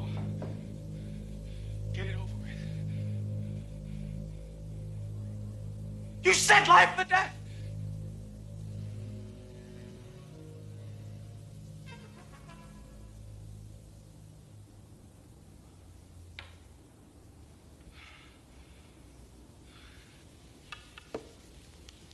No, you really didn't expect me to kill you, did you? You said if I'd won, I'd live. If I'd lost, I'd die. And you will. As all second-raters die. You'll be buried and forgotten without me touching you. See, if you'd have beaten me, if you'd have beaten me, you would have lived forever. You tricked me. No. No, you just have to be tested under pressure, that's all. Any man can be a marksman if the target doesn't shoot back. Wait! It's not over. I haven't given up. I'll practice. Night and day. I'm still alive. I can be better. I will be better. From me again, Fats Brown.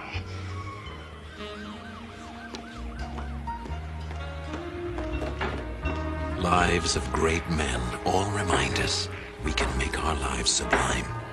And parting, leave behind us footprints on the sands of time, on the earth as we know it, and in the Twilight Zone.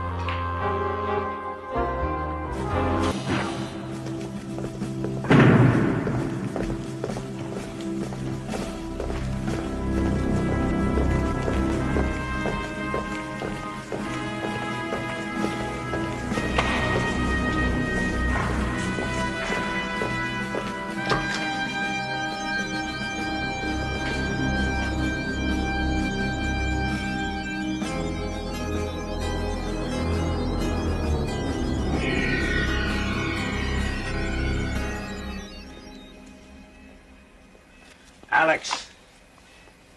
General? Ranks later, all right?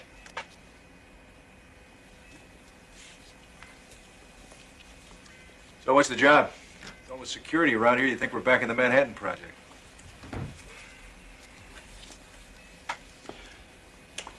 2 months ago, this was a research lab. Government contract, particle physics, that sort of thing, nothing unusual. Then something happened.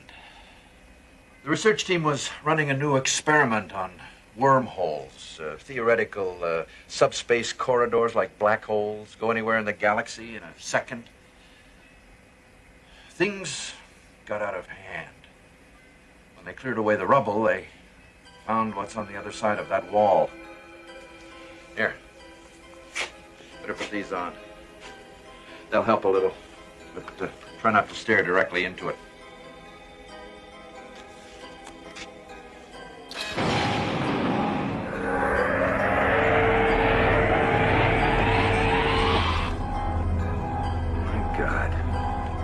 When they found it, we brought in scientists from all over the place. Cornell, NASA, JPL. They've poked and prodded and scanned. The high IQ types from Caltech said terminology is irrelevant. I called it a gate. They didn't argue. Gate? To where? We don't know. Hell, we're not even sure how it got here. All the data from the experiment was wiped out in the explosion.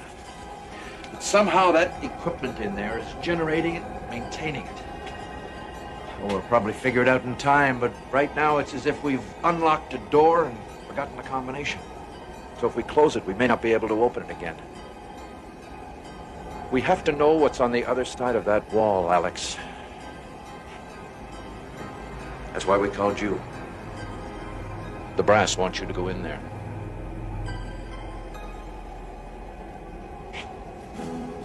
Alexander McAndrews, former test pilot, with a paper trail of commendations and a closet full of broken records.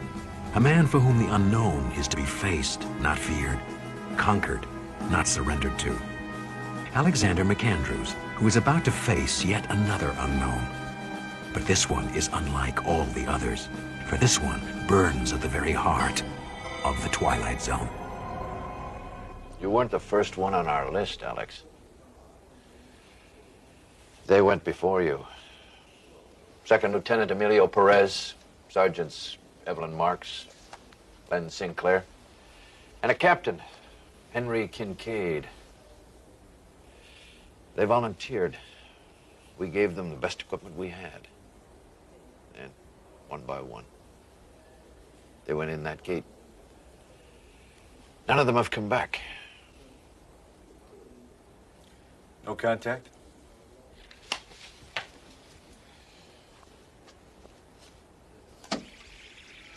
I'm through. It became gone. There's something here. Can you see it?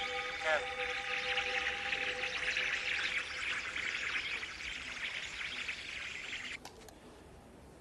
Maximum contact time, 10 seconds. It's static. 4 people, Alex. 4 good people. The State Department wants to close us down. Just pull the plug. Try to forget it ever happened. Pentagon wants to push ahead on grounds of national security. But as far as I'm concerned, those people are still alive, and if there's any chance to rescue them... Understood. I didn't want you for this, Alex. You've paid your dues and then some. Don't know if you've heard, but I got the word last week. Seems like I'm getting a little bit too old to be a rocket jockey. Putting me behind a desk. I can't live with that, Greg. So, given the choice, it'd be a great way to go out, wouldn't it? You'll come back. If anyone can make it, you will. You're a good soldier, Alex. That's what Sarah said the day she left me. Good soldier.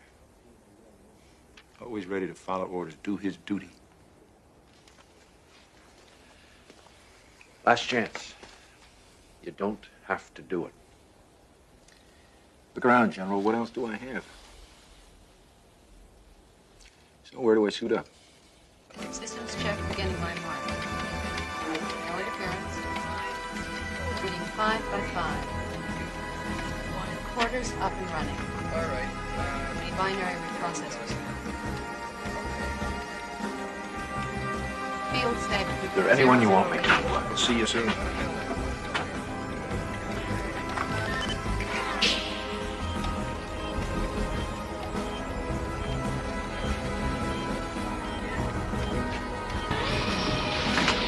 Goggles on.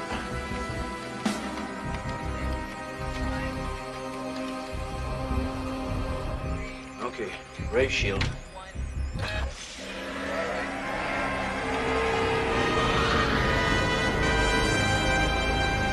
All right, Alex, we're cleared to proceed. Now remember, no heroics, strictly threat analysis. Just go in, take a fast look around, then get out of there. You copy? Affirmative, General. Entering the gate.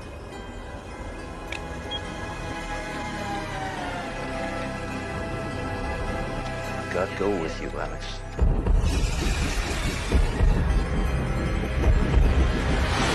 You're a white light. Have a sense. Very, very fast.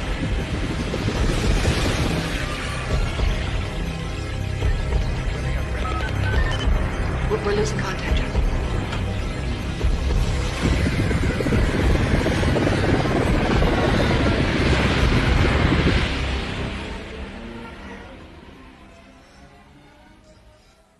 ComCon, this is McAndrews. Do you read? ComCon? I repeat, this is McAndrews. Do you copy, ComCon?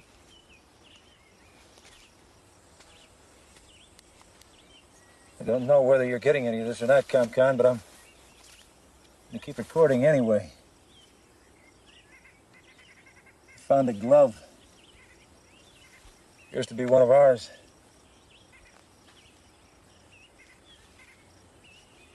Atmosphere and environment seems similar to ours.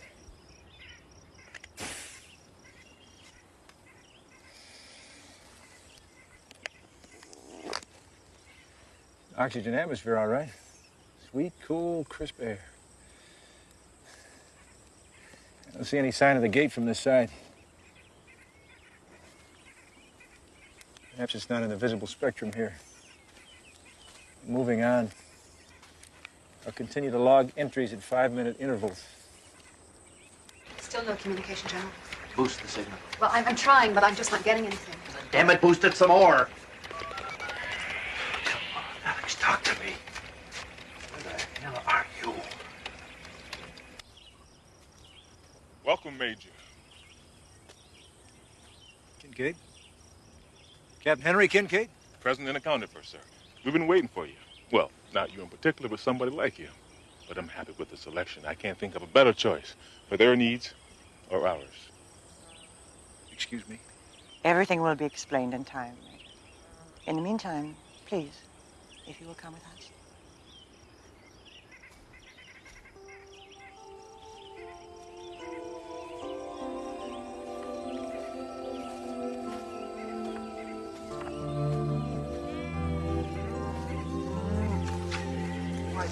What is this place? Call it heaven.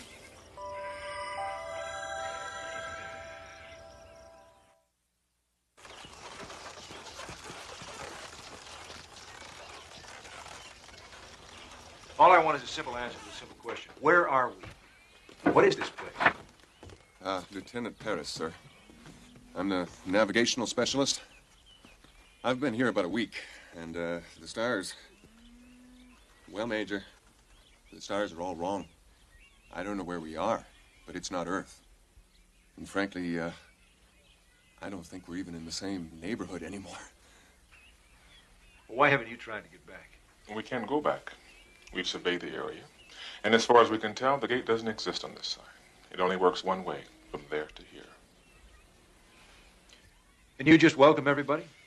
It is my prerogative as leader of this community. We are a peaceful people, Major. Not suspicious. Of supplies, we have plenty, more than enough to share. If this has become an unintentional prison for you, please be assured we'll exert every effort to make it a pleasant one. There is much we have to offer. They've told me about the world you come from, a place of such hate. Here we have no possessions to steal, no religion save one, the sanctity of life. No law, but to be kind to one another. That is why we were pleased to see it was you who was sent to us. They say you are a man of honor. It's the kind of place we've all dreamed about, Major. I think I'll reserve judgment till I've checked things out for myself. We encourage you to explore, and we will give you all the help we can, as we did to the others. I sense in you a man who's been searching for peace for a long time without finding it. Here you will.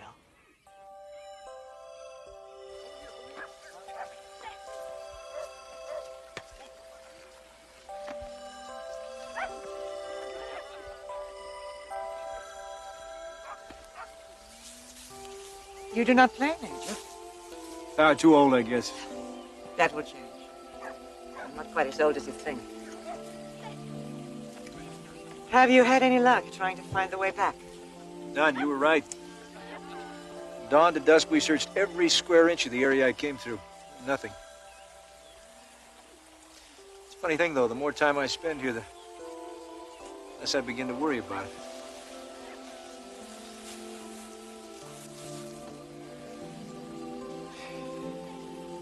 See, I've been a soldier all my life. My father was, his father before him. They said you have to fight for what you believe. They never told me what to believe. They told me I have to follow orders.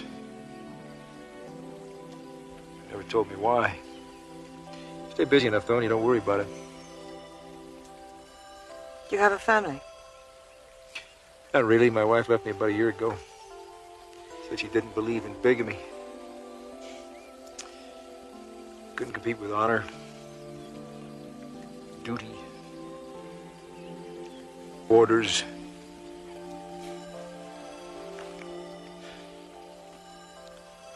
I'm glad you're here, Alex. I'm very glad.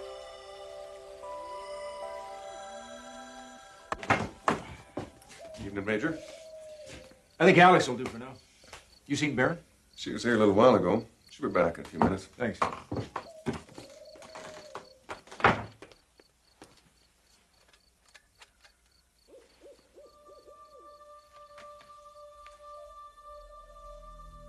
It is now 3 days, 12 hours since Alexander McAndrews went through the gate. In another 24 hours, we will consider him lost in action. I've recommended we shut down operations and send no more people through the gate without more detailed analysis. The brass disagree. We lose more in training operations, they told me. They've already picked their next volunteer. He comes highly recommended. I don't know him. Thank God for small favors.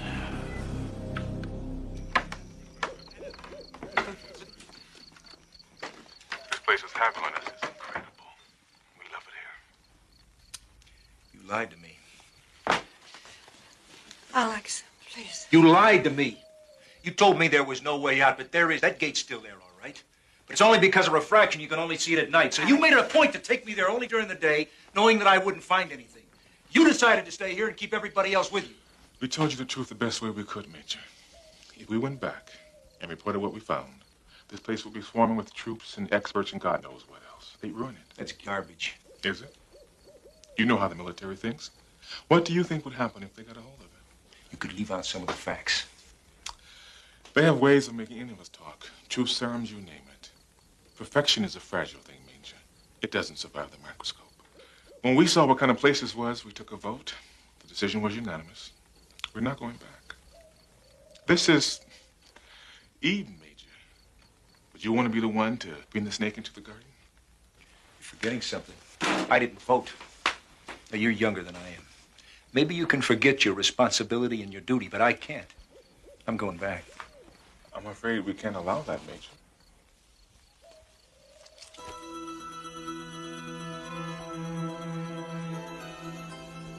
See how easy it is?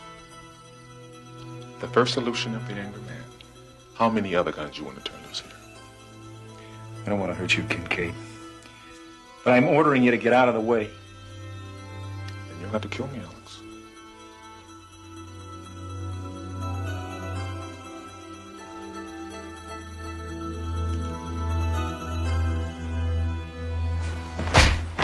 No! Alex!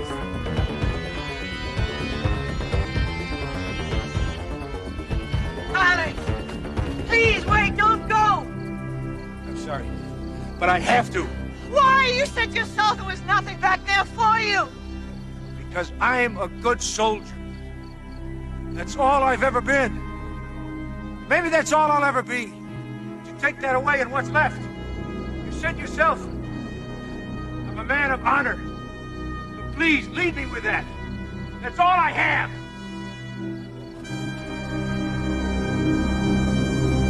you're convinced they're a totally agrarian society? Judging from everything I saw, yes. Any potential threat to security? No. Thank you, Major.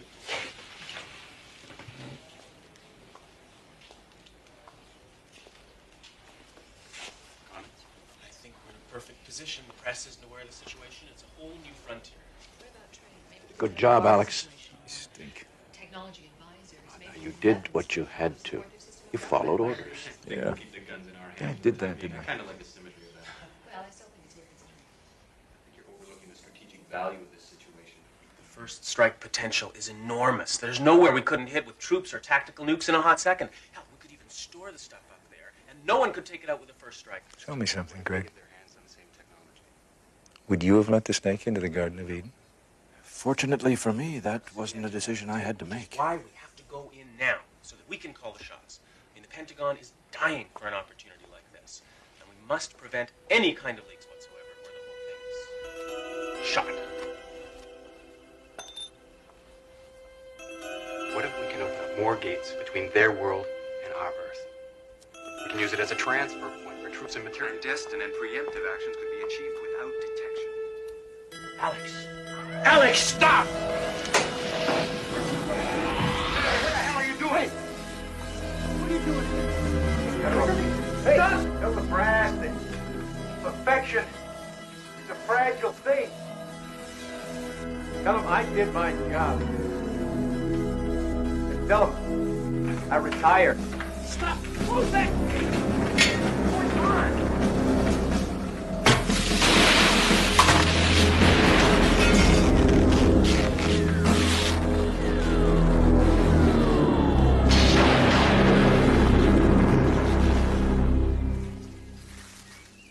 Are you sure they won't build another? It's a free combination in the first place. If the gate were still there for them to study, maybe they could duplicate it. But it's gone permanently.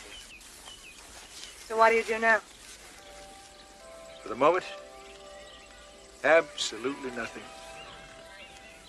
Major Alexander McAndrews, retired, who learned that there is a better world and that sometimes heaven is a place better left untouched by human hands. There may be one more commendation yet to come for the Major, one that says, for services rendered.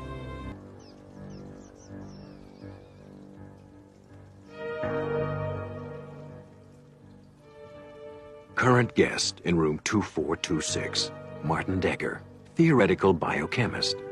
Checked in for observation a week ago. It seems he was displaying antisocial behavior, wrong thinking, and other intellectual crimes against the state. Diagnosis? Schizophrenia, curable only by intense therapy sessions, followed by a full confession and disclosure of the facts. Once cured, Martin will be released or buried.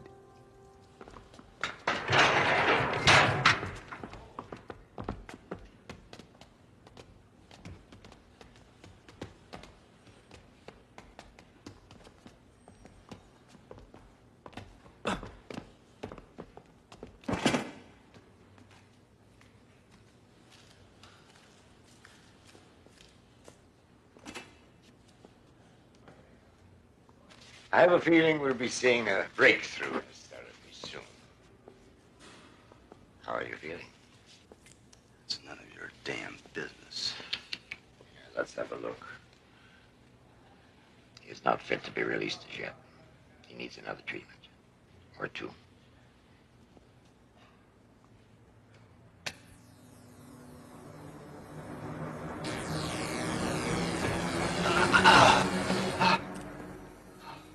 You could make things very simple by telling us where to find the notebooks. Notebooks? What notebooks?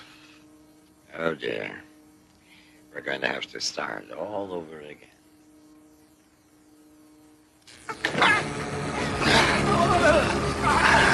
The notebooks! You'll never see them. You're willing to suffer for a few sheets of paper, a few chicken scratches in ink. What is it anyway? It's only a new way to kill grasshoppers. Modification here, a little adjustment there, and then you can annihilate millions of human beings. Then why did you do the research if you never intended to use it? I'm a scientist. You wouldn't understand this, but there are people who believe that ideas have an innate, intrinsic value. Oh, well, we believe that ideas have value. Values when applied to the service of the state. You see, until then, they're just worthless, abstract, theoretical equations. Come, Dr. Decker. Surely you must have known how this might be put to use. I was blinded by the research grants and the awards and my pride in my work. I thought of the bacteria as a way to wage war on famine and hunger. But then I realized, in your hands, it would be just to wage war. And you don't have a right to knowledge like that. That's where you're wrong, Dr. Decker. We have a right to all knowledge. Why don't you just write down the processes? It'll save us all a lot of trouble, and you a lot of pain. I couldn't do it if I wanted to. The process took years. Just tell us where you've hidden the books. I see this is going to be a useless discussion any further.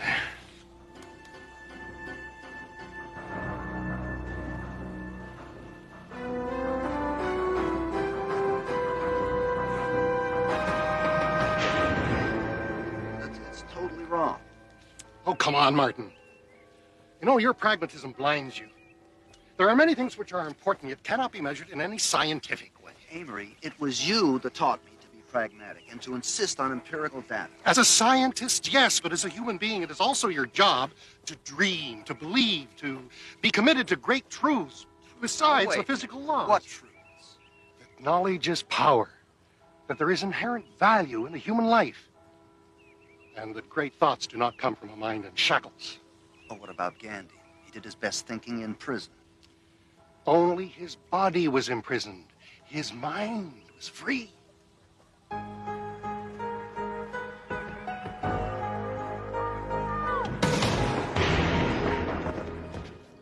a playmate for you.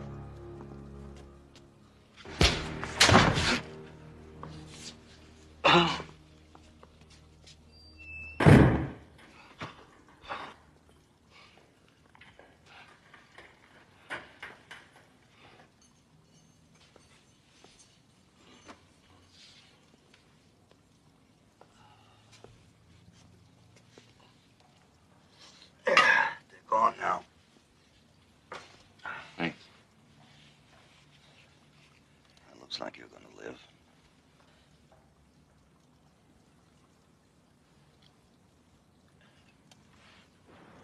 Can I have some more? There isn't any more. Till morning. What? You gave me the last? Yeah, that's all I'm gonna be able to give you. You're on your own now. I had no idea it was going to be this hard. It gets worse. So what'd you do to get thrown in here? Sleep with some bureaucrat's wife? Wish I would have thought of that. That would have been the easy way. But I like the image of the outsider. Fighting against impossible odds. Kind of like you. What do you know about me? A lot. In a sense, we're brothers. You're not my brother. You don't know anything about me.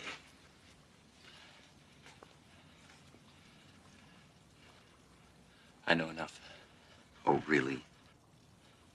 I know about the notebooks.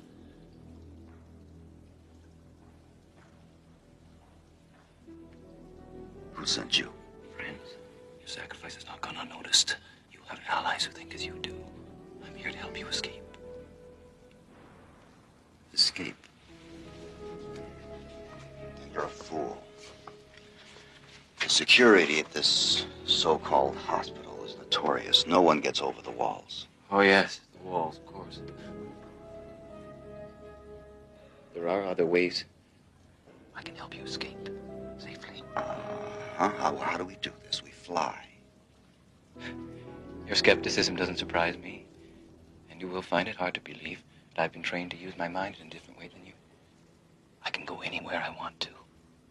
No walls can contain me. I think Dr. Ostroff has given you one too many treatments. Go ahead, laugh. But teletransportation is a reality. Teletransportation. Teletransportation is the fevered fantasy of a very disturbed individual with whom I happen to be locked up. You're a lunatic.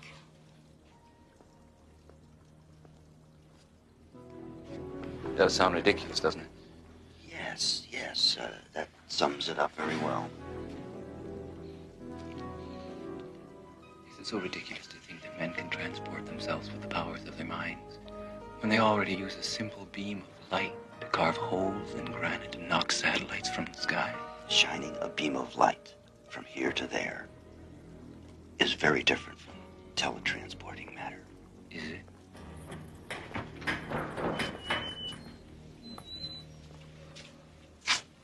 Mr. Decker, the doctor will see you now.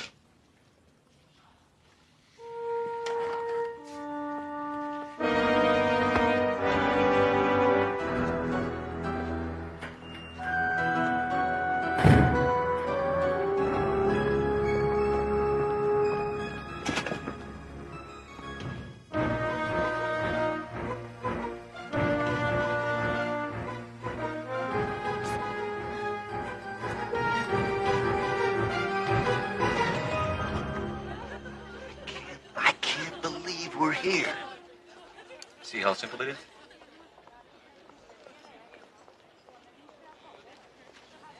It's been so long, I forgot what the real world was like.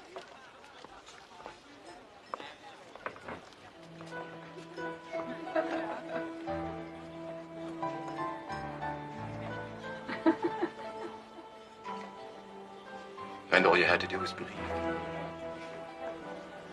Really believe. Where are the notebooks? Are there copies? Where are the notebooks? Where did you hide them? Are there copies? Turn it up. Where are the notebooks? Are there copies? Tell me about the girl. She was very beautiful. She sat right next to me.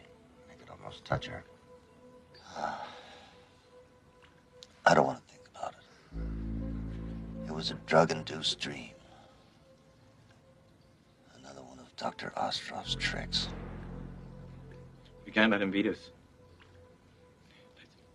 Let's finish our chess game. Maybe that'll keep us focused.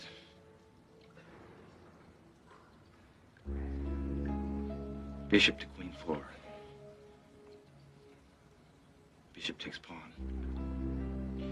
Bishop takes pawn, your move. A rook to king 7, check. Right. Good move.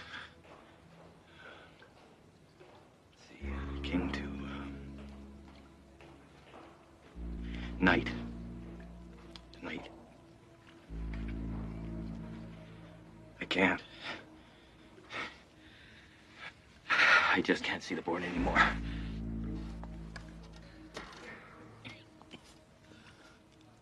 I want to help you, friend.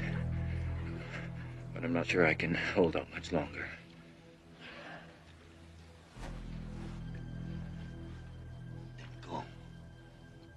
Go!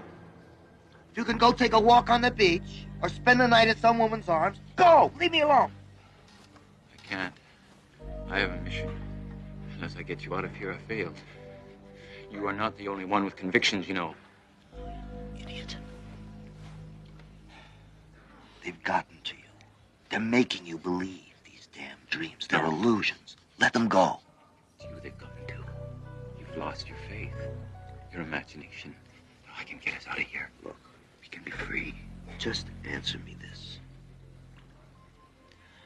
Why didn't you just appear here in the first place? Why were you physically thrown in here? For them. For the people who run this place. I knew you'd be hard to convince. I knew I'd have to spend time here.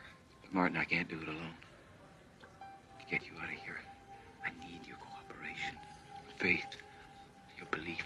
Just leave me alone. I don't want to share in your insanity.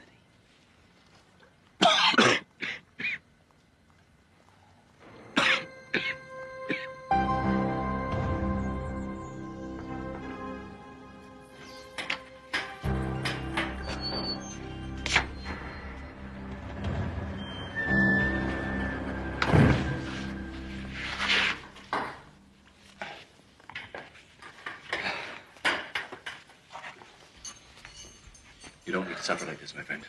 Oh, stop. Just listen. All it takes is belief. All right.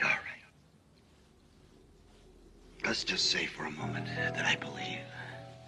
How do you do it? How do you transcend matter? Like all great truths, it's profound yet simple. You believe with all of your being that you're in another place than you are. Just like that? Only if you truly believe.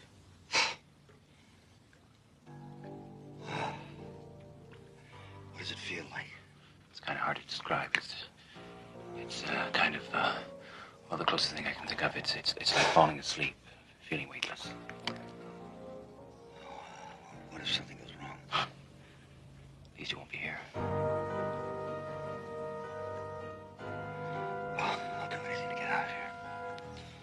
So you just tell me and I'll do it. All right, close your eyes. You believe, don't you? Yes, I believe it. Fine. How do I know where I'm going? I'll guide us in our journey. Just let yourself go. You'll be safe. Just let go. It's a safe place where no one can find us. A room above a boulevard.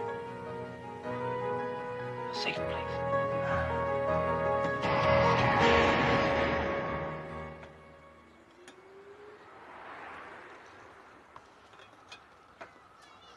Tea?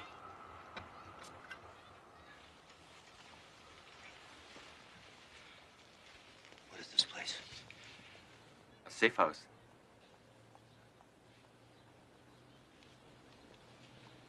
Please, you mustn't do that. We can't run risk of your being seen from the street. There are more lives at stake than just yours. Come sit down. I'll have a cup of tea. First time's always a little disorienting.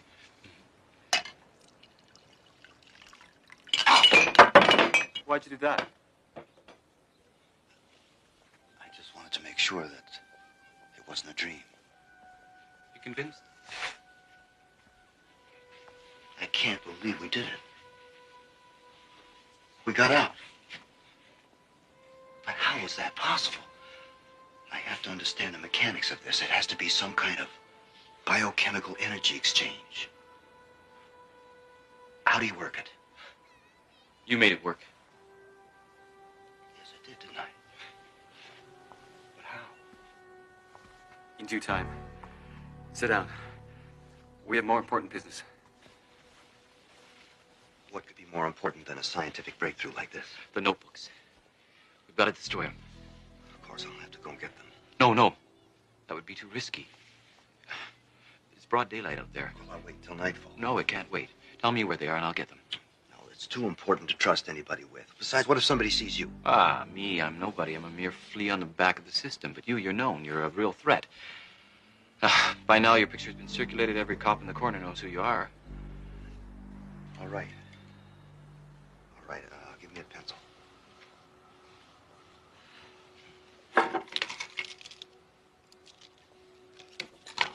You have to go to the university. And you go to this room in the biochemistry building. And behind the lectern in the wall, there's a false panel, and the notebook is there.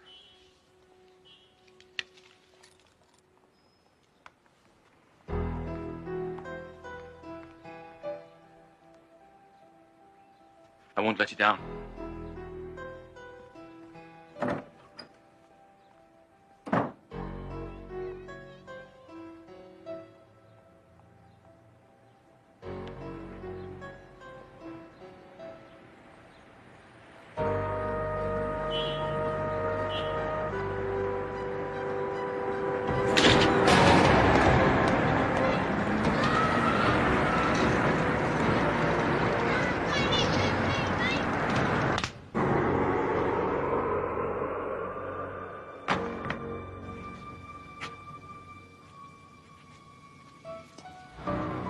work. It was hardly a challenge.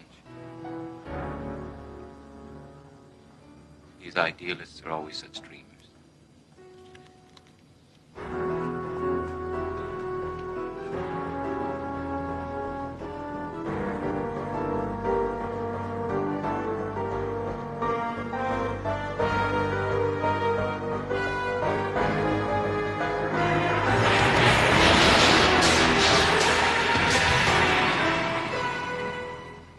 He's gone.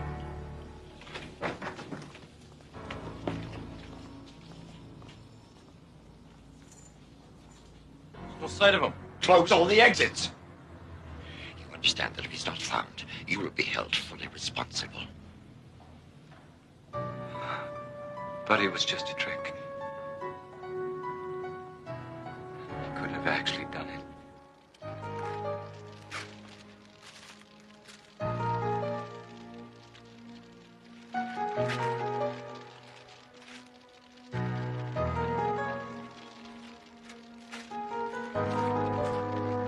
As man has progressed, up from the mud and down from the trees, his best tool has always been logical thought.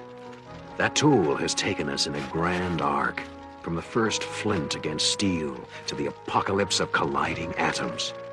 What Martin Decker, man of science, has learned is that every once in a while, we must step out of the confines of logic and take a leap of faith into the Twilight Zone.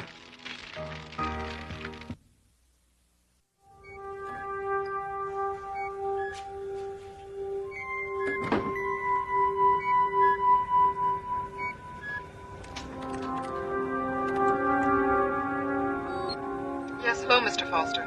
This is the unemployment office returning your call. I'm sorry, but your benefits as of the 2nd, 17th, 99 have expired. You can reach me at the usual number, but I'm afraid there's really nothing I can do.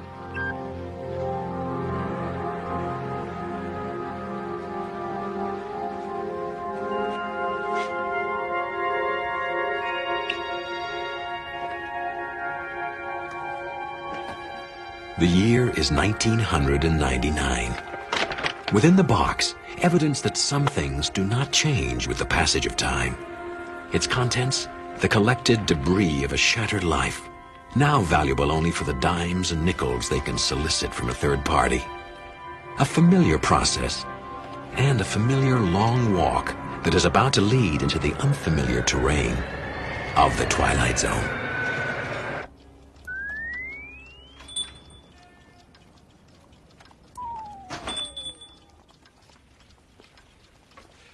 Yes, sir.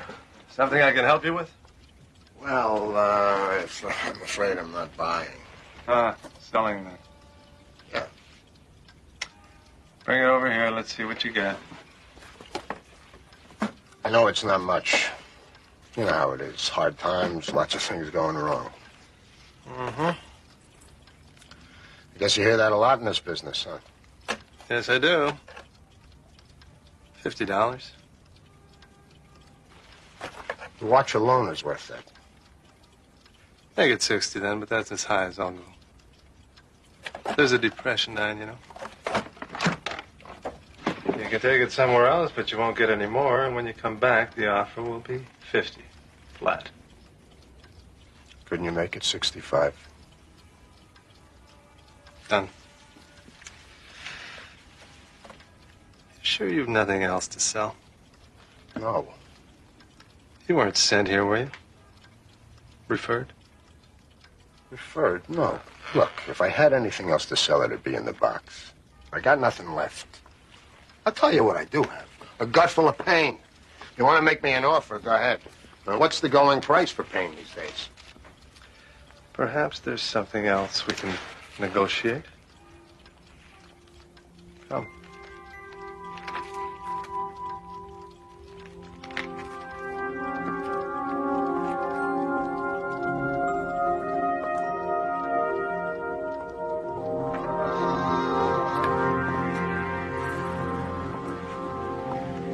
You're familiar, I trust, with memory dipping?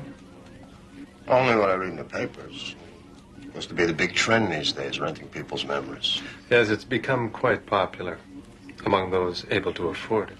The usual practice is to scan a subject's memories and copy them onto a computer chip.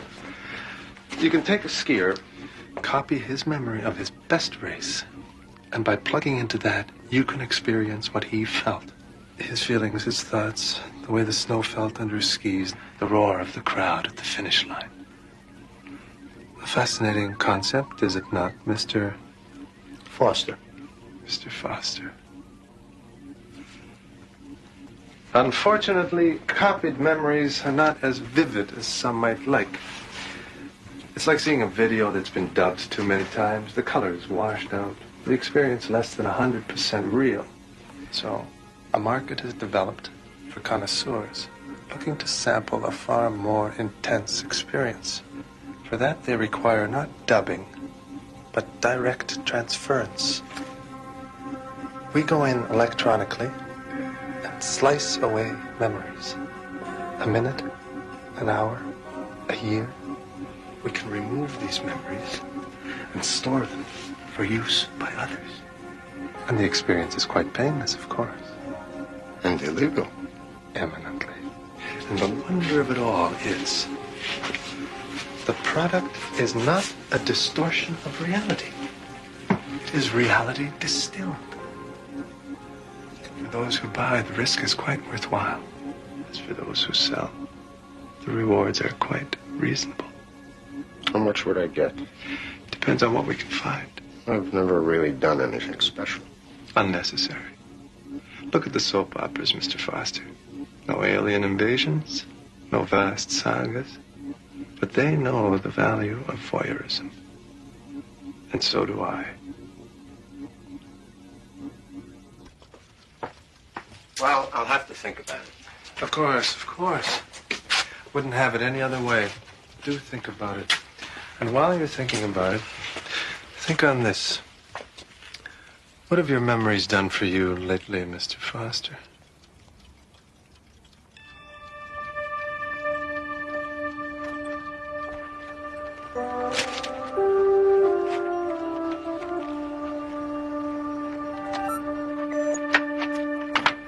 Third reminder, Foster. In case you've forgotten, the rent's due the 1st of every month. Today is the 6th. Either I get the rent from you by tomorrow, or I'm throwing you out. Am I clear? Have a nice day.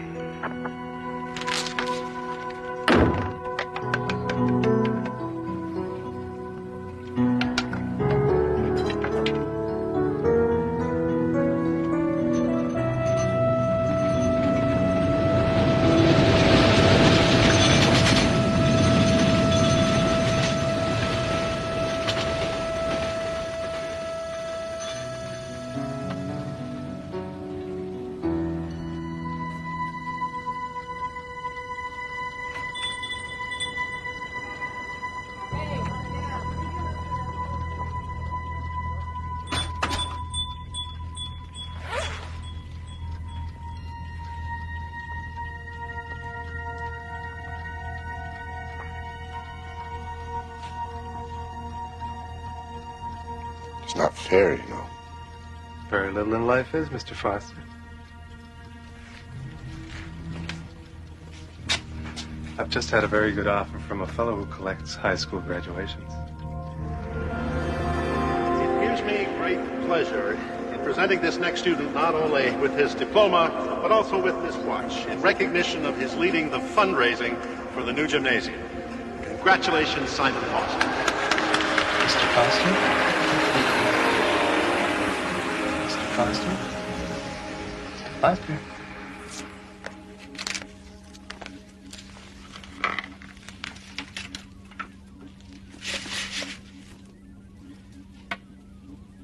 Here, drink this. For some reason, the process tends to dehydrate it a little.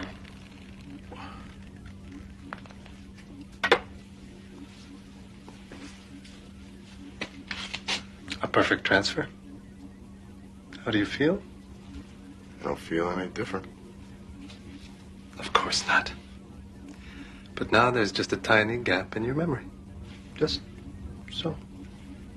Everything between 8 o'clock in the morning and 8 o'clock in the evening of the day in question. 12 hours. Poof, gone. And are you any the less for it? No. In fact, I would dare say you are quite the richer for it. Well, good doing business with you, Mr. Foster. Next time... No, there's not going to be a next time. I just needed enough to get ahead a little, that's all. Thank you for your help. As you say, but if you should ever change your mind...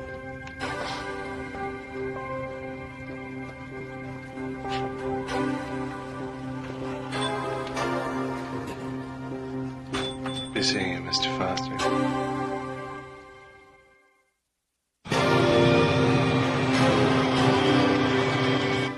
600, 620, 625. Thank you. Now, if you don't mind. Next month, too. New policy. Got a lot of transients coming through here. Owner says we have to have an extra month's rent. Can't do that. Look, I tell you what. Why don't you go running off to the Housing Commission and tell them all about it? And maybe when you get back, you'll find your apartment rented. One of those clerical errors you hear so much about.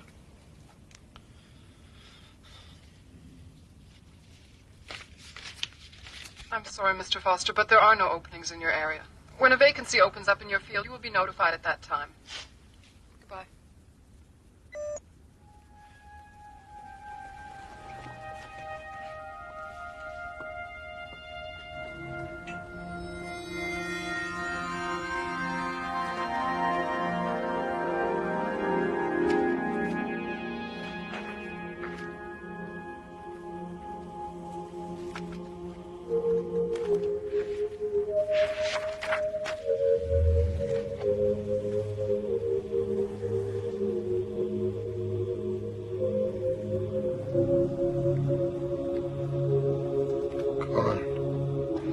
You're in luck, Mr. Foster.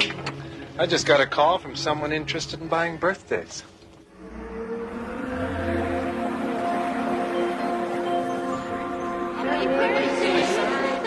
There's 5 candles, Simon, and 1 for good luck. Close your eyes. Make a wish. Make a wish, Simon. Blow out the candles. Good boy. Happy birthday, Simon.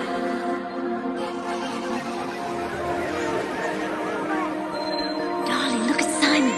He's taking his first step. Look! That's my boy.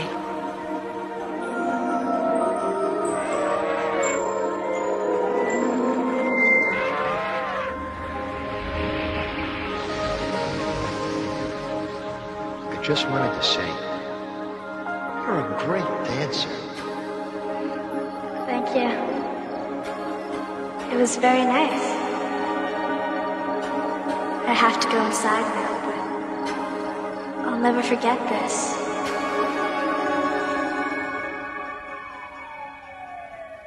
Punctual, Mr. Foster. Very good.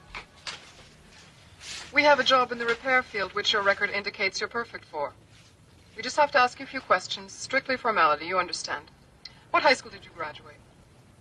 Cliffordville High, in Madison. With 2 years of junior college. What was your major? I think it was... Your resume lists engineering. That's it. If you could just give me a minute, I think that I have some records around here somewhere. I'm sorry, but we are pressed for time, Mr. Foster. If you're not ready for this interview, you should have... No, I'm ready. Sorry. Go on. Please describe your training in that field during your college experience. Well,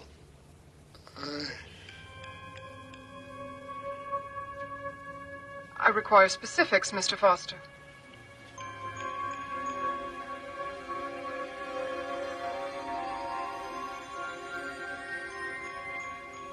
I'm sorry, Mr. Foster, but if you're not going to cooperate... Wait, please. It's difficult sometimes. It's difficult for us all, Mr. Foster. The unemployment rate is 32% as of this Monday, and there are many applicants who are looking for this job. Wait, please.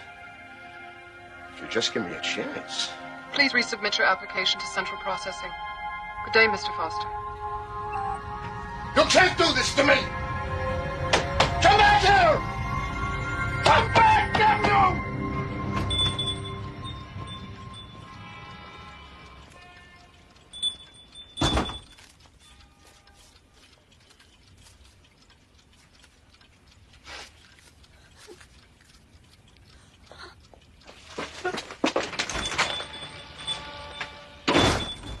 My God. How many? How many others? I run a business, Mr. Foster. Like any good business, it depends on volume and diversity. One must be responsive to the fluctuations in the market. Oh, save me your grand gestures. You're not going anywhere. Even if you leave, you'll be back. Your kind always comes back. We come back because bread is $5 a loaf and meat you can't even buy unless it's on the black market. I look around, the only person I see eating is you. I pay you a fair price for what you have to say. It's not enough. You say this minute is worth a nickel, an hour, maybe $1. $5 if something interesting's going on. What gives you the right to put a price tag on my life? I didn't. You did.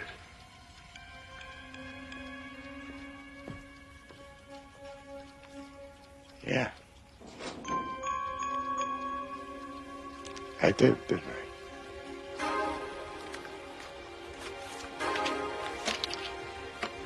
So what'll it be today, Mr. Quint? Trip to the zoo? Ride on a roller coaster? Why don't you take my first marriage? Save us both some grief. Not interested? I'm only buying one thing today. We need a companion piece to the young lady who just left here. We want to buy the first time you made love. I can make you a very good offer. No. Take it or leave it. That's all I'm buying at the moment. Walk away, and who knows if I'll be buying anything else.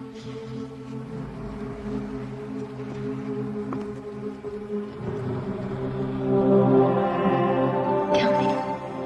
Just tell me you love me. It's not silly.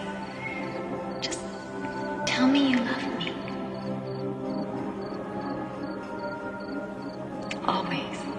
Forever and ever.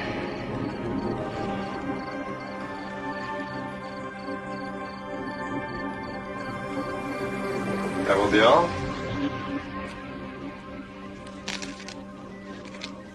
I said that will be all, Mr. Foster. It's over. You can go now. Your payment is on the counter.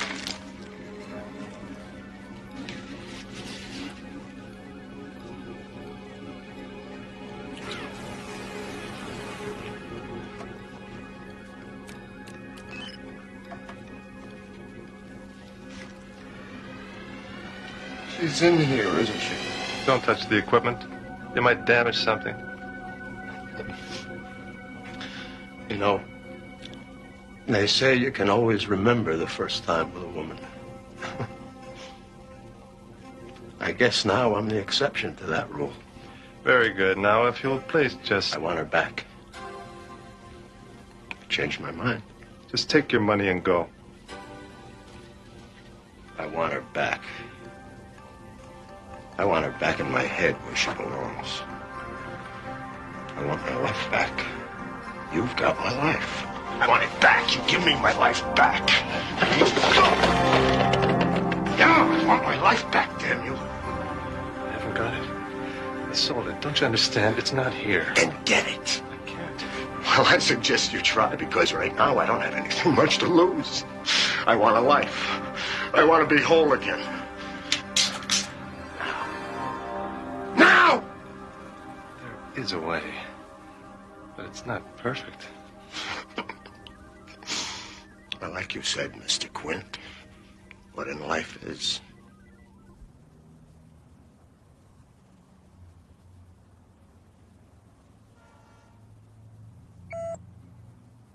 We received your new application, Mr. Foster. Very professionally typed. Did you have it done by a service? No, ma'am. I typed it myself. I see you've added clerk typist to your job goals. And a number of other occupations. Where exactly did you learn to type? I had 3 years of typing at Sorworth College. It's all on the resume. Sorworth was a women-only college at that time. How do you explain this? I graduated college on June 12th, on the year shown. And then I graduated college again on July 1st of the following year. I attended and graduated Lenox High School, also Chula Vista High School. Mr. Foster. That was shortly after my return from London. Did I tell you I have 2 children?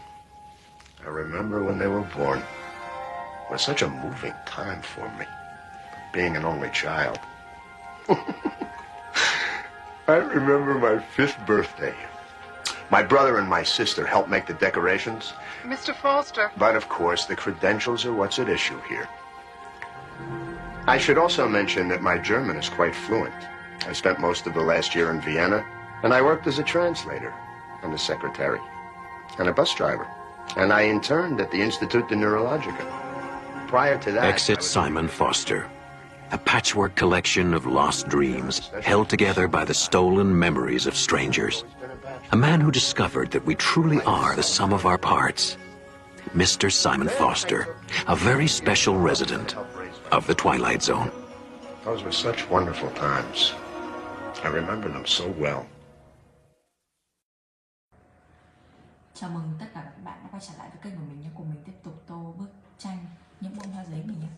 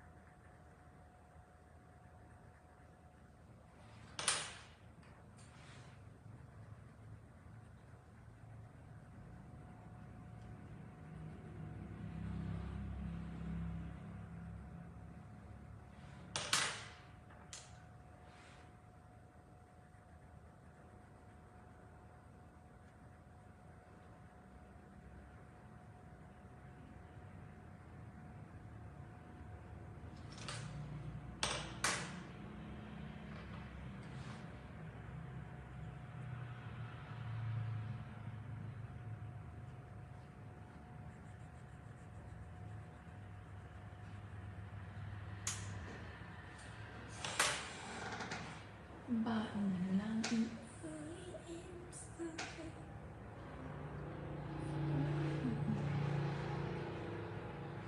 Nhanh ấy.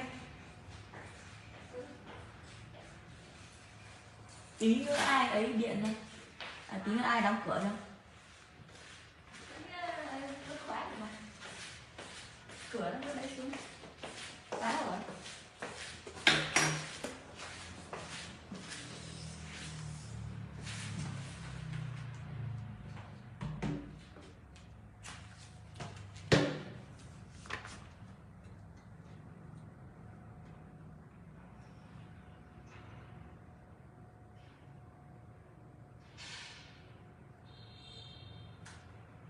Chào mừng các bạn đến với kênh của mình nhé. Mình tiếp tục tô bức tranh chú chó sói trong rừng. Cái này là 26 nhỉ? 27, 28, 29, 30, 40. Không để như là em bảo trên này chị có đồng ý không nhé? Để em về em hỏi mẹ em xem là gọi điện cho cái cô ở trường Doraemon ấy, xem bây giờ là ở trường Doraemon đấy nó đã dạy như kiểu là ấy chữ ghê chưa ấy, hiểu không?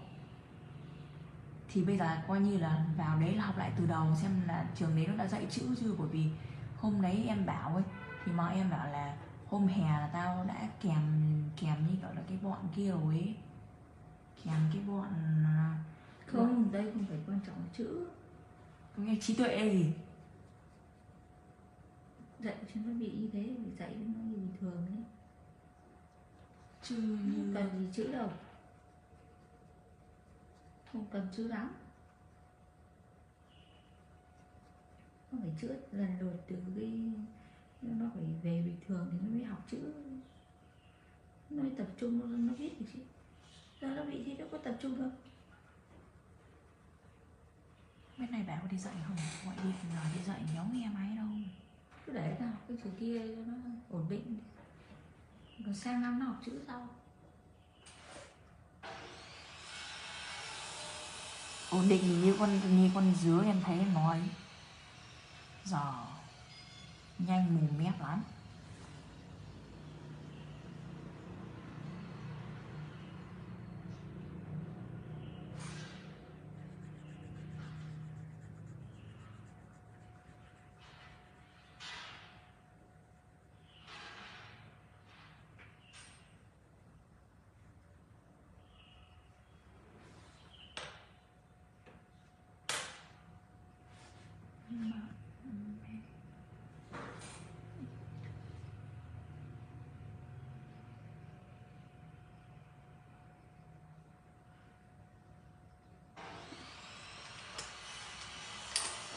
Không biết bà Phương nhà chị có dính trưởng không? Không. Thấy bảo là không. Bà mượn mấy lần nhưng cứ bảo không có.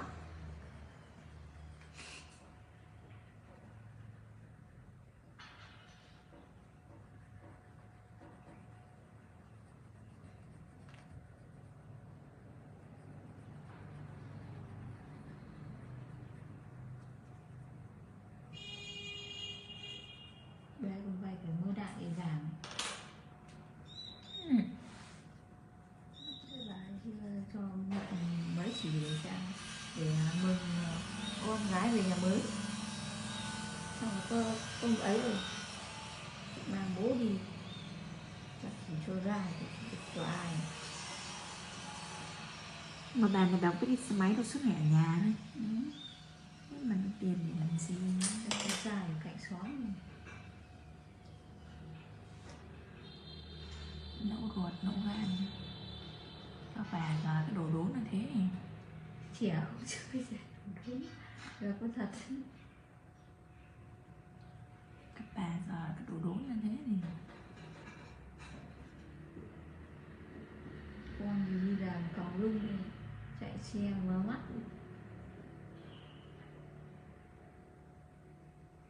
Thầy nào bà Nhung bảo cũng ấy điên lên trả nợ cho bà. Thì bà biết là vợ chồng bà Nhung có mấy tỷ để ngân hàng vậy. Bà con bảo chị 6-7 tỷ gửi ngân hàng. Có thích xây nhà hay không thôi chứ tiền đầy. Nhưng mà con gái bà cũng lắm tiền thì bây giờ cũng phải trả nợ cho bà nữa. Không phải ấy hết mỗi cho nhà bà Nhung được. Nhà bà còn chưa có mà xây dở đi.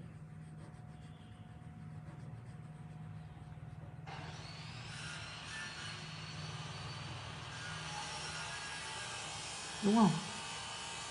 Cái bà thế. Bà có tiền ấy, bà tiền gửi bảo hiểm mà 200 thôi. Bà Huệ lấy tiền đi ra là giá nợ kéo vậy đâu về nó lừa bảo hiểm, lừa hay là toàn tiền bảo hiểm đấy thì cái như thế. Tin cái bọn đấy làm gì, nhân thọ với chả cái gì, bê trồ với gì.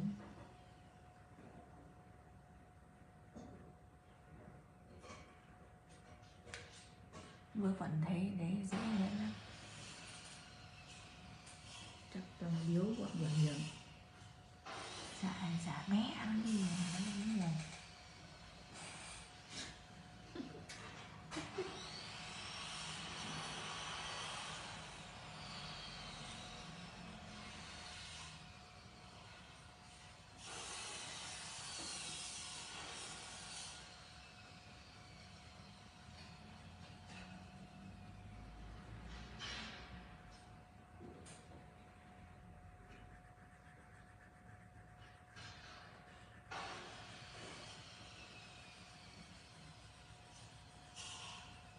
thích xây nhà hay không?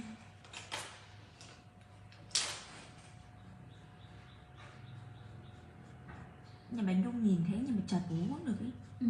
Ý là đòi mua cái đất đằng sau nhưng ông không bán, ông ấy đòi đấy cơ. Đòi bằng 10 cây vàng thì giờ thì cũng phải 1,5 tỷ. Chịu. 10 cây vàng của ai đó đấy, của ai đấy? Ông khuyến thì khiếp, ông cứ làm như kiểu đất đô thị mà. Vì nhà ông giàu cũng không cần tiền, ông không bán. Với cây vàng này khiếp.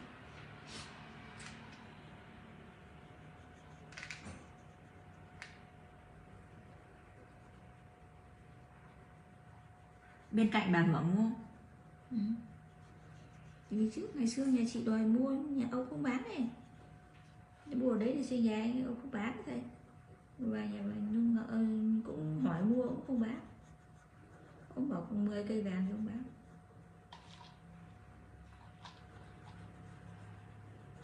Vì chắc nhà bà Nhung, bà Huệ này cũng có họ tí họ. Họ Nguyên Văn nhưng gì nữa. Thế mà còn không bán. Còn 10 cây vàng này bố ở nhà Tây được.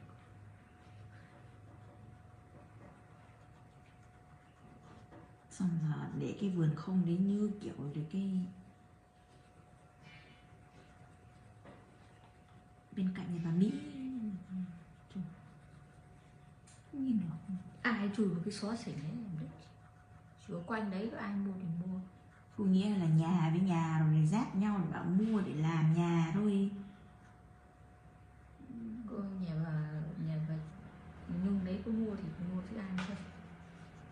Nhà chị mua thì mua. Thì có nghĩa là giáp đấy mua tiện để hay mua. Cây vàng. Thế nhưng mà Nhung nhìn thấy chặt bố rồi đấy. Không biết trên tầng có phòng. Tầng không. Tầng chỉ có bàn thờ. Chặt. Nó là cái tum đi. Chặt. Mỗi cái phòng ngủ kê mỗi cái giường là hết. Chắc hai cái đứa lớn kia vẫn ngủ với bà ấy. 3 phòng. 3 phòng đấy thì kê mỗi cái giường.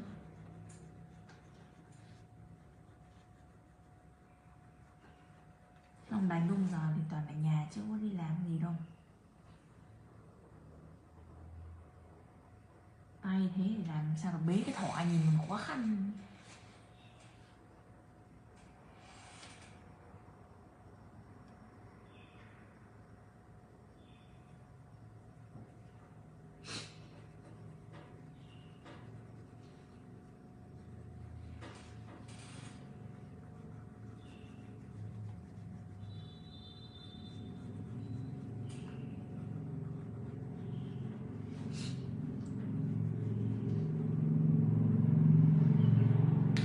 Chắc hôm ăn cỗ nhà ông đấy là nghe tin thế là về luôn. Chưa kịp ăn.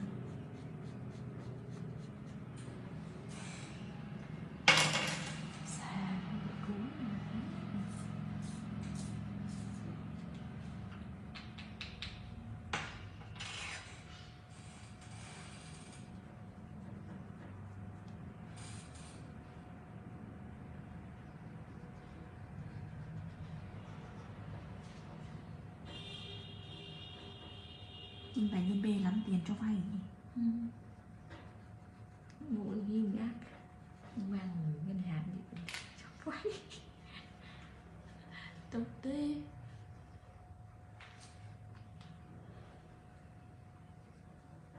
Thế hôm bà Hưởng đi viện là mang xăng giả rồi gì? Chưa. Bà Hưởng chưa bảo là bao nhiêu tiền. Thì giờ bà Hưởng đã biết là vỡ nợ thế chưa mà không bảo thì. Bảo rồi nhưng